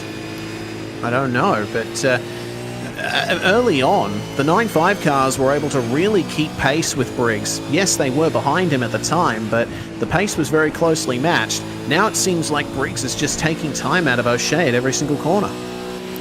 Yeah, I think O'Shea's overfueled compared to what some of the other numbers seem to suggest. That's what it seems like to me. I think, yeah, there is a bit of, because they should roughly be about the same on fuel, give or take that difference, we think, that has occurred in total. See here now, O'Shea defensive on the way in, but does try to kick the car out to that entry curve for the final corner, and he does use it fairly nicely, and gets a good drive out. So keep the last laps up in the box in the bottom right-hand corner of the screen. We'll see how they update in a second as they cross the line. 7-3, 6-7, and 6-7 as well. Oh, there we go. O'Shea going to let that one go without too much fuss. Yeah, I think he realises there's not much point in fighting Briggsy at this point. He's got a great pace advantage right now, and what we're assuming is a much lighter car. And even Robbie Gibbs is trying to make his way up to the back of these guys too. 2:06.7 from Gibbs as well. So he might dispatch O'Shea by the end of this lap. So have this sort of extended battle of 5. It's actually, how do we call phase four top half? Gutter night race on Oz bottom half with a bit of 9.5 in the filler for this. A double-breaded sandwich? I don't know. Yeah, double-breaded on both sides. That is very true. And one, 2 slices of white bread, 2 slices of wholemeal. I don't know how to call it. So I think the words roughly check out. Yeah. In any case, it's looking interesting between these cars with only 7 laps to go, battling for 14th place. And Zach McDonald is piling the pressure onto Ben Morris and might get his way past him at some point. But the battle here is for 21st, James Chastaneuf and Dylan Pereira, who's been steadily marching forward, only a few positions. Chastaneuf up 11 spots right now. And I think that's the thing that we always see with Shasty, as he almost gets cleaned up by Pereira. His qualifying doesn't always go his way, but when it comes to the race, as long as he stays out of trouble, you can pretty much guarantee he'll move up the field by some margin. That's definitely been the case tonight. There, the lines will be okay. So a little more aggressive Pereira on the way in as O'Shea has reclaimed P4 from Adam Briggs. There on the tower. Switch to the now. Not by much. Ooh. By much indeed. Briggs over get a slightly tighter line on the apex of turn 3. Yeah, okay. So it's not over in this battle. Gilliam, Scott exchange. Oh, yes indeed. Oh, and Scott manages to find his way back past Gilliam, who was ahead by maybe a millimetre or two at the turn-in point for turn 5. It's certainly not over for the lead of the final race of the season here. Both of these guys are driving at their absolute maximum, and they're starting to show their hands. Indeed, Chastity and Pereira. Oh, that looks to have not ended ideally. Oh, no.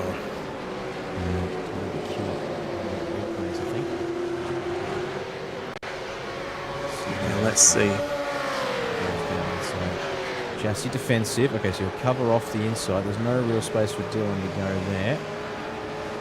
They'll both commit into the corner. Chastity's just on. Pereira, I think, maybe ran a little deep by himself. I didn't see any contact between the two of them. Yeah, indeed. No contact there. Just awfully close to being left no room whatsoever, but also pushing pretty hard there, was Mr. Pereira. So, I'm not sure if that was a loss incident. It was fair in that moment there. There's 0.5 to go for our leaders. These three still stuck together. That's barely 17 covering those three cars. And Gilliam closing in a straight line on our lead. And there you go. Scott gonna, wrong one there. Cover the inside. Gilliam will concede for now at turn 1 at least. Indeed, they will. This is an intense fight for the lead. It's also an intense fight for 14th still, with Young and Morris in the Phase 4 cars getting pressured by Zach McDonald. And I tell you what, the two race on Oz Commodores of Wallace and Mitchinson, they haven't let these guys get away. We saw them a bit further behind earlier on, but they're in the slipstream now and they're starting to gain. Yep. This year, Ben Morris has got the 1.5, but won't attack his teammate into turn 1. And he's the bottleneck in this group. Let's have a look at the lap times. Yes, by nearly 3/10. It's not a huge amount. Yeah, the race on Oz cars, fastest of these 5. That they are. It's going to be a question of can they work their way through cleanly. The time is running out to get these moves done. McDonald moving around in the draft behind Morris, and he goes for the move around the outside. It's defensive from Ben. And it looks like McDonald's not far up enough to get it done, but that little bit of side-by-side has brought Wallace and Mitchinson right into this battle now, and there goes Zach McDonald, bumped around by Justin Wallace, and McNamara having to take avoiding action for his spun teammate. McNamara's stopped. Stall out there, I would presume, for Sean. Just not ready to have to come across his own teammate there, just parked up, and let's get back a little bit more and just try and catch that from down. It's turn 5 from a nice perspective here. So you can see the start of something. Tyre smoke, and then, hello. Oh yeah, it's like, where do you go? The car's sprawled across the track. You could go to the inside, but you probably get a cut track warning, so maybe for the best to just go for it around the outside and hope for the best. Chastaneuf, meanwhile, continuing to hold off. Blackburn and Baldwin with our leaders still fighting tooth and nail. There's been small looks by Gilliam, hasn't there? He's been keeping it nice and easy in the slipstream of James Scott, and he's been going for moves at every available opportunity, but Scott's just covering him every time. Yep. See there, Gilliam going to look and try and find the crossover traction, but no dice at turn 5. This is the thing. This is the thing that I've noticed with James Scott. Like, usually into turn 5, you can be guaranteed that there's a crossover move. But what Scott's doing is he's not only covering the inside on the way in, he's actually sticking to the inside through the corner. He's not allowing himself to run wide on the exit and give Gilliam the chance to power through. Down the lane. Is there something a little bit more terminal in behind the bunkers are there? And yep, parking it up in the pit box. Like that suggests that car's not coming back out for reasons. unfortunately there. There's another fight that might be brewing. Dylan Rod has actually lost time. Half a second a lap, to be precise, for the pass of the wall to these three here, who are still tucked up nose to tail. And behind them, we've got these two here, Griffin Garner and Rehan Leonage, still having their fight for 7th. Yeah, this has been a battle that's been going on for quite some time for Rehan Leonage to try and work his way further up after some issues earlier on. And Griffin Gardner trying to hold on to any kind of position in the top 10 here. It's been stable. He knows that he hasn't had to push. He's already got the championship in hand. But I would have expected him to be a bit further up and fighting with the likes of Gibbs, Briggs, maybe even O'Shea and Rudd. But hey, at the end of the day, he's not under any threat. Maybe he just wants to have a good race. Gilliam, meanwhile, past Scott on the outside into turn 5. Scott's going to try and hold it, and Gilliam has to take to the runoff area coming out of turn 5. It's starting to get feisty in the battle for the lead. Yeah, you're telling me there. That was definitely something of an attempt by Andrew Gilliam. He needs to be careful. Obviously, he can't do that too many times, otherwise he'll have no rear tyres left. Because, of course, Scott's got the advantage of being on the defensive at that point on the corner exit. So he needs to be cautious to not do that too many times and give away his ability to have a crack at the lead again. As in news from race control, the 951 has come into the pits because of the incident on it. You also see Cameron Jones has recently pulled into the pits and retired. So we are now actually down to what looks to be 32 cars out of the 41 that started this one tonight. Yeah, that's unfortunate. Brewing for 3rd because Dylan Rudd lost nearly another second on that one. So is he falling back to help O'Shea here, perhaps? I don't know. Cars not have the pace in this final stint. Briggs, though, hasn't been able to get by O'Shea, so that doesn't suggest it's a pure pace problem, you think? Yeah, I don't know what to make of what's been happening with the 9.5 cars over the course of the middle and latter stints of this, as we have 2 laps to go for these guys now. Like McNamara qualified in 10th, and now he's retired. Just had issues all the way through. Briggs trying on the inside of O'Shea coming into turn 1. A little bit of a bump of the door panels, but both of them get through turn 1 cleanly. Can O'Shea hold the outside on Briggs here? He's going to give it a go. Squeeze Briggs to the inside. They make contact. Both of them go off the circuit, and Robbie Gibbs gets 2 free positions out of that. O'Shea immediately blocking Briggs on the way out of the corner. That was a dangerous gamble and a half, if ever there was one. Taliancic has caught back up to Kurt Stenberg and puts a pass on him just there. Nick Half missed that one at turn 1. And you also got Ian Ford up underneath the rear wing of Brett Locks, and that could be for 10th by the end of this race. Leonage almost had an eye on Griffin Gardner's position there for 7th as well.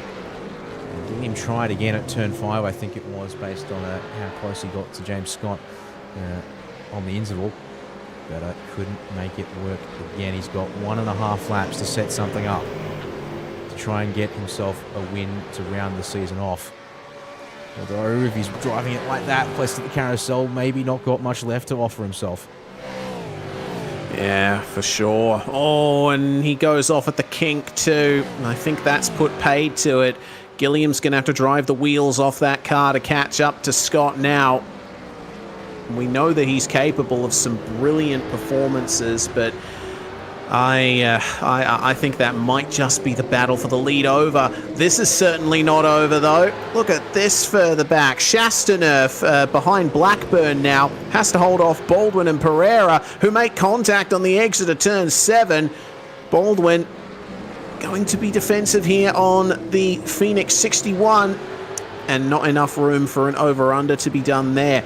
Man, that was an interesting little exchange between those three. It looks like it all started with Blackburn going for the move on Shasti at turn 5, and that resulted in a bit of a concertina back. It is the final lap, though, and we still have to sort things out between James Scott and Andrew Gilliam, and also coming up to the start-finish line, it's Ian Ford chasing down Brett Loxton, and they are racing for the last position in the top 10. Still on here between Dylan Rudd and Robert Gibbs. Robbie has had a fantastic run of pace as Ford has made contact with Loxton at turn 1, and looks like neither of them end up in the wall, but Fordy's going to let Loxton right back by there and redress the incident. Meanwhile, keep an eye on Gibbs. He's looking at a position on the podium here. He has looked very fast in the last few laps, and Dylan Rudd under massive threat. Gibbs was the fastest car on track last lap, took 9/10 out of Rudd. Meanwhile, Griffin Gardner and Rehan Leonage. Looks like Gardner is going to defend from Leonage for a moment longer. There's still battles to be sorted out here, and Leonage almost wiping Gardner out on the way into turn 7, but backed out of it at the last possible moment. 3 wide, meanwhile. How is that for Justin Wallace, as he tries to make his way past Ben Morris for 15th place. Not going to be much to be done in the middle sector of the lap until they get to the next heavy braking zone. Speaking of heavy braking zones, Canada Corner's the next one for this fight for third. Can Gibbs get it done here? He's trying. On Dylan Rudd. Oh, he's trying, but it's defensive from Rudd, and that's going to bring O'Shea and Briggs right into it too. It's going to be tough here for third place. Out of the final corner, though, James Scott. He managed to hold off the advances and the stabs from Andrew Gilliam and is going to take the final race win of the year in V8SCOPS for 2023. But Rudd is slow on the exit of the final corner. I think he's run out of fuel. Oh, have they some... See here, yeah, he's gone. He's dropping away. Robbie Gibbs will hang on to will take P3 away as a result. Dylan Rudd, yeah, he's going to drop spots as well. Oh, no. Just capping off... what might have been night for 9.5 Sim Sport. Rudd would have been third place. He is going to get to the finish, but at a mere 30 k's an hour with no fuel in the tank. My word, well, that was not something I expected to be seeing at the end of this one. As in fact, you know what, we'll post up on the drone cam and wait for the last couple of cars to make their way through here tonight. How's that there? Phase 4 and Race on Oz. Hard to separate them out tonight, it seems. Oh. As we wait for the last couple of cars to come on through now. Wow. What a finish for third place. That was a simply fantastic way to end off the season. And, of course, we should give our congratulations once more to Griffin Gardner. We already announced him as a champion-elect last round at Jerez, but with that 6th place finish, it will still confirm him to be the 2023 V8SCOPS champion. It's been amazing seeing the competition that's gone off this year, as our last few cars have finally come across the line and we can go through our unofficial race results here. James Scott by 1.7 seconds over Andrew Gilliam, and Gibbs snatching third place coming out of the final corner. Dylan O'Shea finishes 4th, and Briggs gets a top 5 finish for his troubles. Gardner caps off his championship season with a 6th place finish. Leonage just behind him, only by 2/10. Jake O'Reilly will finish in 8th spot for Vermilion Motorsports after starting just outside the top 10. Good job from the 222. Dylan Rudd, unfortunately, could have been 3rd place, but falls to 9th by the time he gets to the line, just coasting to the end of the race. Brett Loxton is going to fend off Ian Ford for the last position in the top 10. P11 tonight, as you said there, 40 just in behind Loxton after their little stoush resolve there at the end. Mike Talianchus, 9/10 clear of Kurt Stenberg to wrap up their races there, and then it was Paul Young and Ben Morris leading home Justin Wallace and Luke Mitchinson in that phase 4 and got them at Race on Oz pairings there. Zach Rattray-White next back across the line at 18th place for the number 15 Quality Control Racing Machine. That's actually a good +6 for him tonight. Chastity, next there across the line, able to go from 32nd into 19th, with 5 spots gained for Dylan Pereira behind to round out the top 20.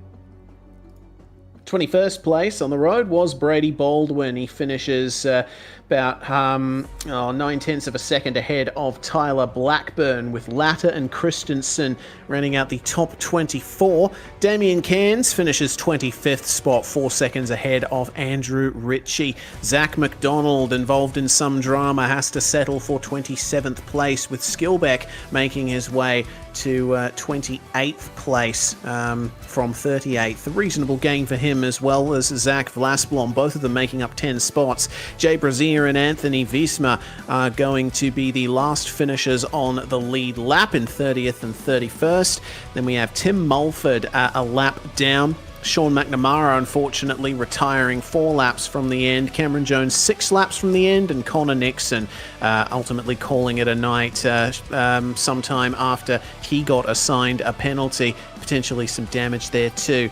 Benjamin Smith retired very early on, as did Teo Sorono, Scott Gamble, Bobby Jovanovic, Logan Barnett, and Andre Youssef. There was a start line incident for Jovanovic, Barnett, and Sorono. Gamble and Youssef, unfortunately, out due to connection issues, and that's certainly not what you want to see in the final round of a championship season.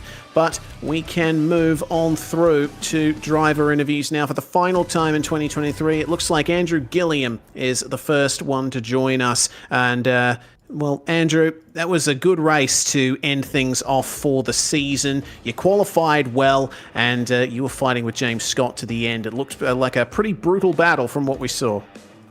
Yeah, I just wanted to give it absolutely everything. I knew he had a definite pace advantage. Like, he was gapping me through that middle section, but I threw all the strategy I could to be aggressive, get in front, but in the end he was too quick for me. But no, it was an awesome race. The heart was pumping for like 50% of it. I'm pretty exhausted now.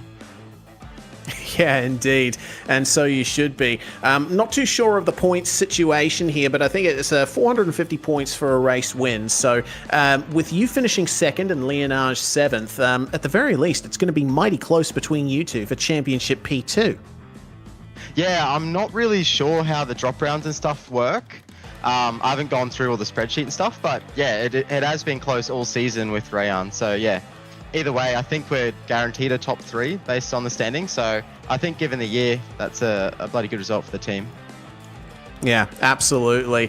Maybe, Dan, we can throw up the provisional points at the moment to just confirm or deny that. But as we look at that, very close. Only 100 points between you and Rayan for second, but you're still third in the championship at the very end, Andy. Still a pretty fantastic season for you, all things considered. Plenty of wins on the board, plenty of great battles, and I suppose now you look forward to 2024 with your still new squad at Altus Esports. Yeah, no, I think it's been a really good season, other than, the power outage at Phillip Island and some pretty rotten luck at the Enduros. I think we would have had a shot at pressuring Griffin a bit more. But no, I think all in all, it's been a really good season. We've consistently taken it to the front, guys. So yeah, I'm looking forward to the next year's challenge. Absolutely. Is there anyone you'd like to thank before we let you go, Andy? Yeah, big thank you to our new team, Altus Esports, for your support, and thank you to VRS, Race Tech, and make sure you check out our Altus Engineering Packs on VRS as well. Thanks very much for joining us, Andrew Gilliam. Next up, we should go to the race winner, James Scott, who joins us now. Dan Yeaman, you've had a chance to catch up with our final race winner of 2023. Indeed, thanks for that race. Well, James, dominant in qualifying this evening, and good battle out there during the race. We did notice a fair bit of fuel saving going on tonight. I guess, how important was it to you to save every last drop of fuel you could, even whilst you're trying to fight? There ended up being, I think, a train of 5 or 6 of you at one point in the opening stint at its peak. Yeah, it was obviously good to get pole, but it's probably one track that qualifying, as long as you start somewhere near the front, it doesn't really matter too much. In an actual sense, it's probably actually good not to lead into the first corner. So anyway, yeah, I knew all the guys behind were saving a fair bit, so I knew that I sort of had to do the same. Otherwise, I was going to fall quite a long way back once all the pit stops had, sort of happened. So yeah, no, I was just trying to save a bit, and then Andrew got passed for, I don't know, like 5 laps at the end, but before the first pit stop, I was able to save a fair bit behind him. So in the end, I think it pretty much evened itself out. But yeah, if I didn't save it, I think it would have fallen probably a long way back from the lead. Interesting to hear that there. I mean, we were looking at the numbers and thinking, yeah, you were looking pretty solid given you had taken more fuel at the first stop than Andrew. And whilst it ended up being close, with him seemingly going pretty tight on fuel a bit as well, just all in all, both of you pushing each other to the limit in terms of how much fuel you could save whilst keeping the pace up there. And yeah, all in all, a good season for you by the looks of things. In fact, actually, I need to double check where you ended up. And I can bring it up on the screen for me and everyone else here. This is very much provisional, but it looks like P6 for you tonight, this season, with results sort of back and forth. Rounds missing, I think, more in particular than anything else for you. But any thoughts on what plans might be for 2024 at this stage? Yeah, I think I missed quite a few rounds this year, which really sort of put an end to any championship, sort of challenge I was going to mount. But yeah, no, it's been a good season. When I've done the races, I've been able to show up. Obviously, the Enduros get a few more entrants, and they're really good fun. But yeah, next year I'll try to make a few more rounds. I haven't looked at the calendar. I don't even know if it's been released yet. But yeah, no, I'll try and make a few more rounds and see where we end up. Life's pretty busy, but yeah, we'll see if we can go up for a couple more. Well, yeah, indeed. Can confirm we don't have a calendar out just yet for SCOPS, but fingers crossed the ball will be rolling on that very shortly. But before we let you go, James, as the final race winner for the season, who do you want to thank for your result tonight? Yep, obviously all the guys at SSR, Watercraft Performance Centre, Parramatta, Isuzu Ute, Dr. Epoxy, Works Race Components, Western Motor Group. You guys for the broadcast. Good job as always, and the admin as well for a long season. And yeah, thanks you everyone for tuning in and watching. Well, there we are. James Scott, race winner here to cap the season off at Road America.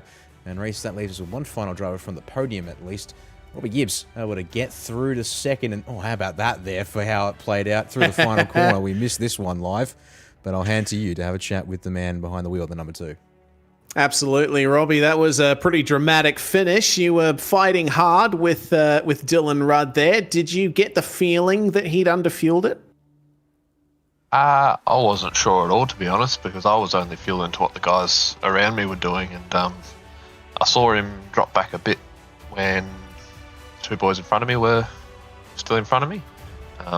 It looked to me just like fuel saving, and unfortunately for me, I didn't have any tyres left, so he was saving massive fuel, and I had nothing to fight with him.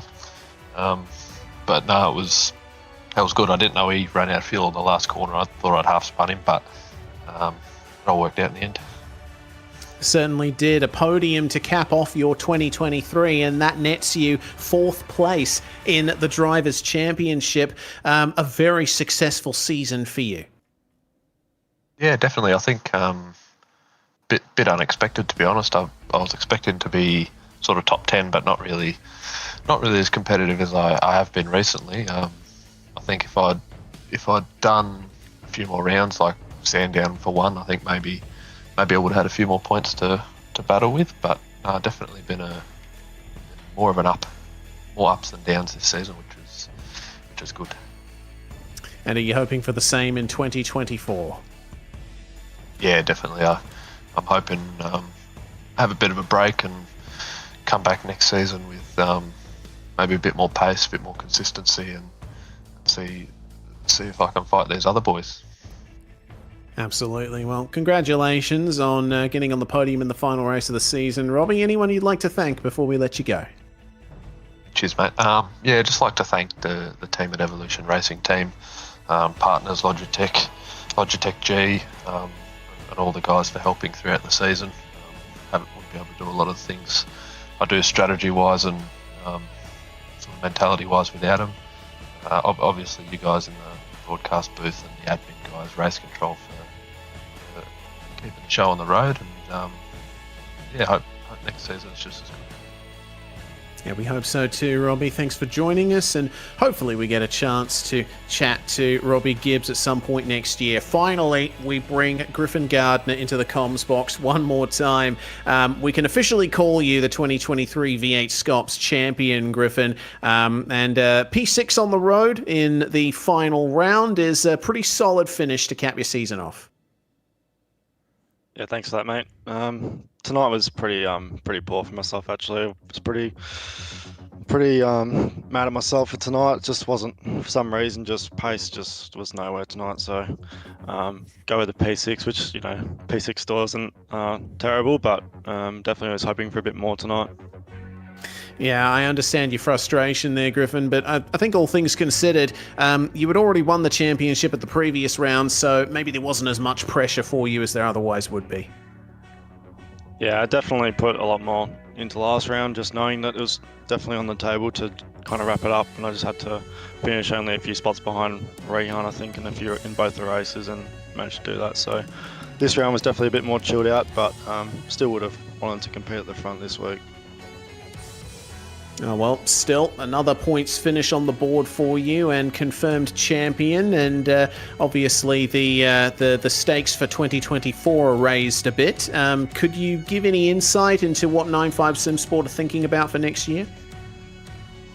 I think for us it's just about keeping our driver lineup and having another go at both the main series we're doing next year and try and just improve.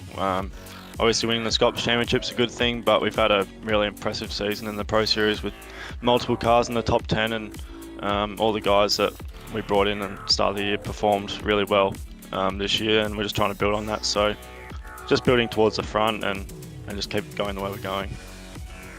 Absolutely. Awesome stuff. Well, we thank you once more, Griffin, for joining us in the commentary box, and is there anyone else that you'd like to thank for your championship before we let you go?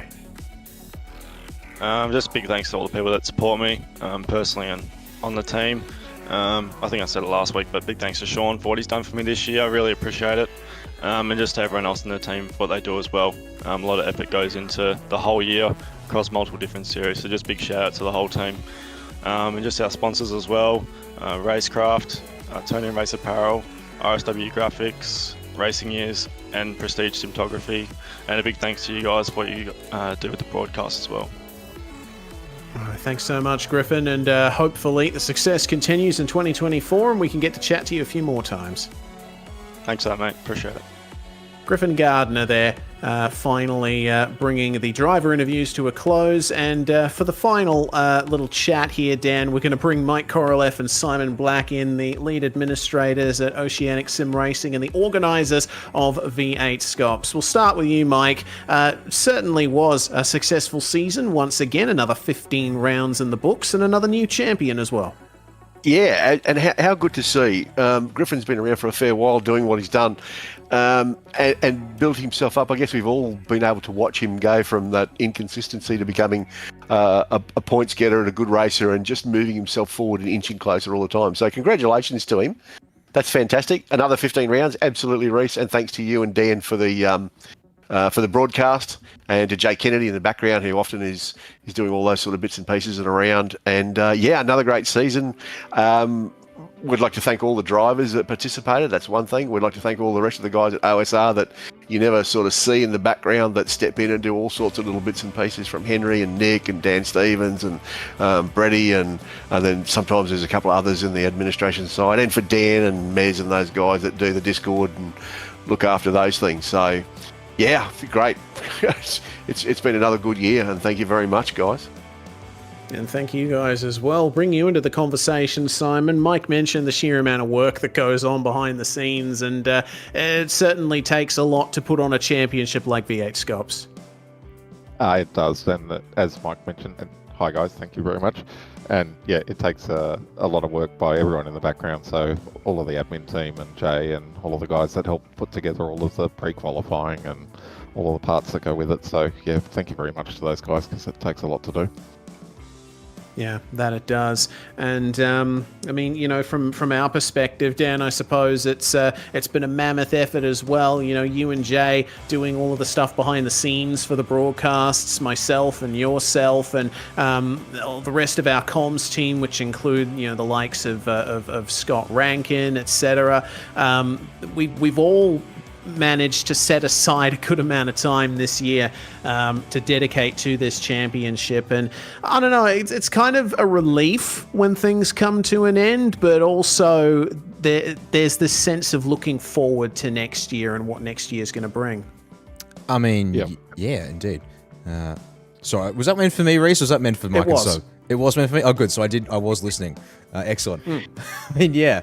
I guess, yeah. I mean, I've got this fortune of being able to do various things and be helpful in various ways now these days. And while in some respects trying to juggle them all is certainly a challenge, it's something that I love doing. It's the reason I put the time in without any expectation on the other side, and just aim to try and do what I can to make the series that I'm involved in, or the broadcasts and the commentary that I do, as good as I can make them. Yeah.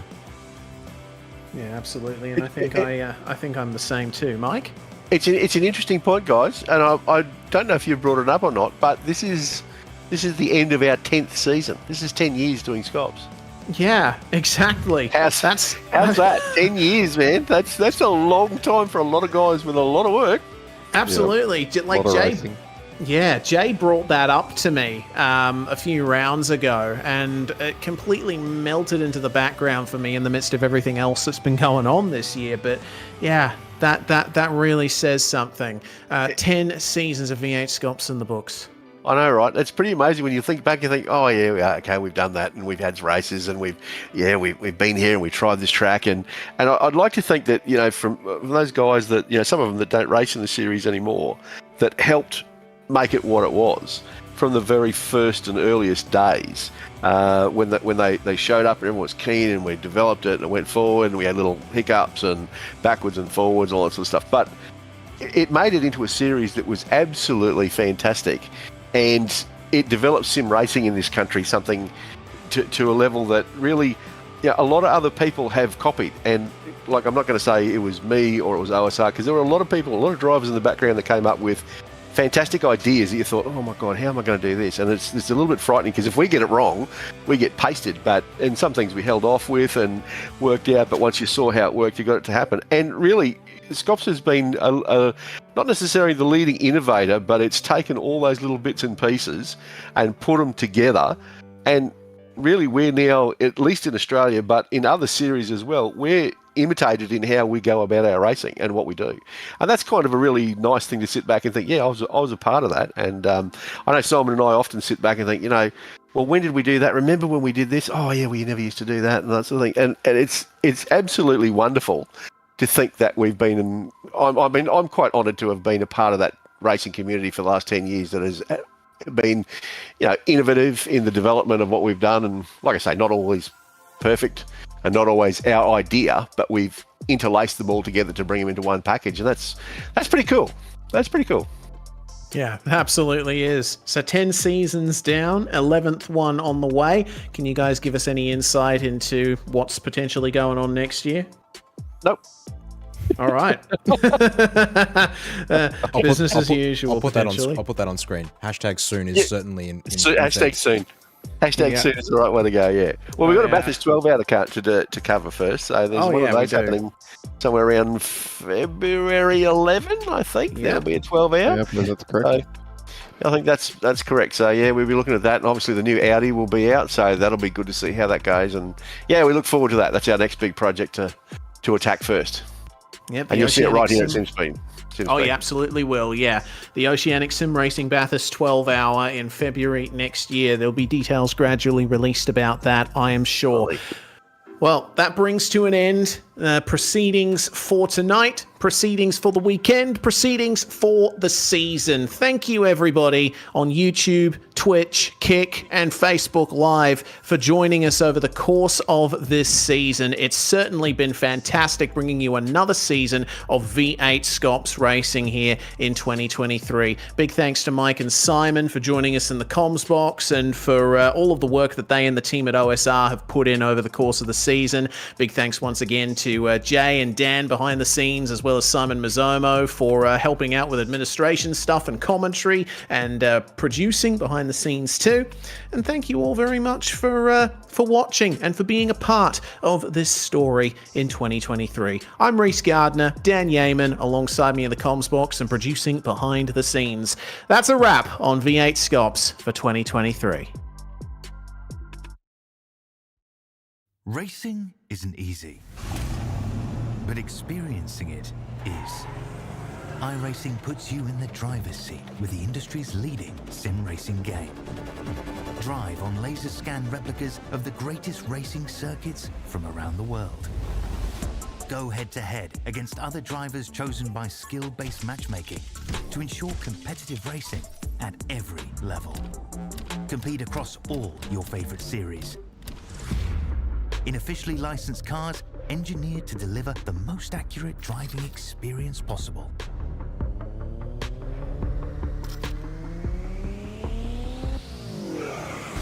Join a race or host your own with players from across the globe. Race against the computer or in a league with friends. Feel the thrill behind the wheel. Visit iRacing.com.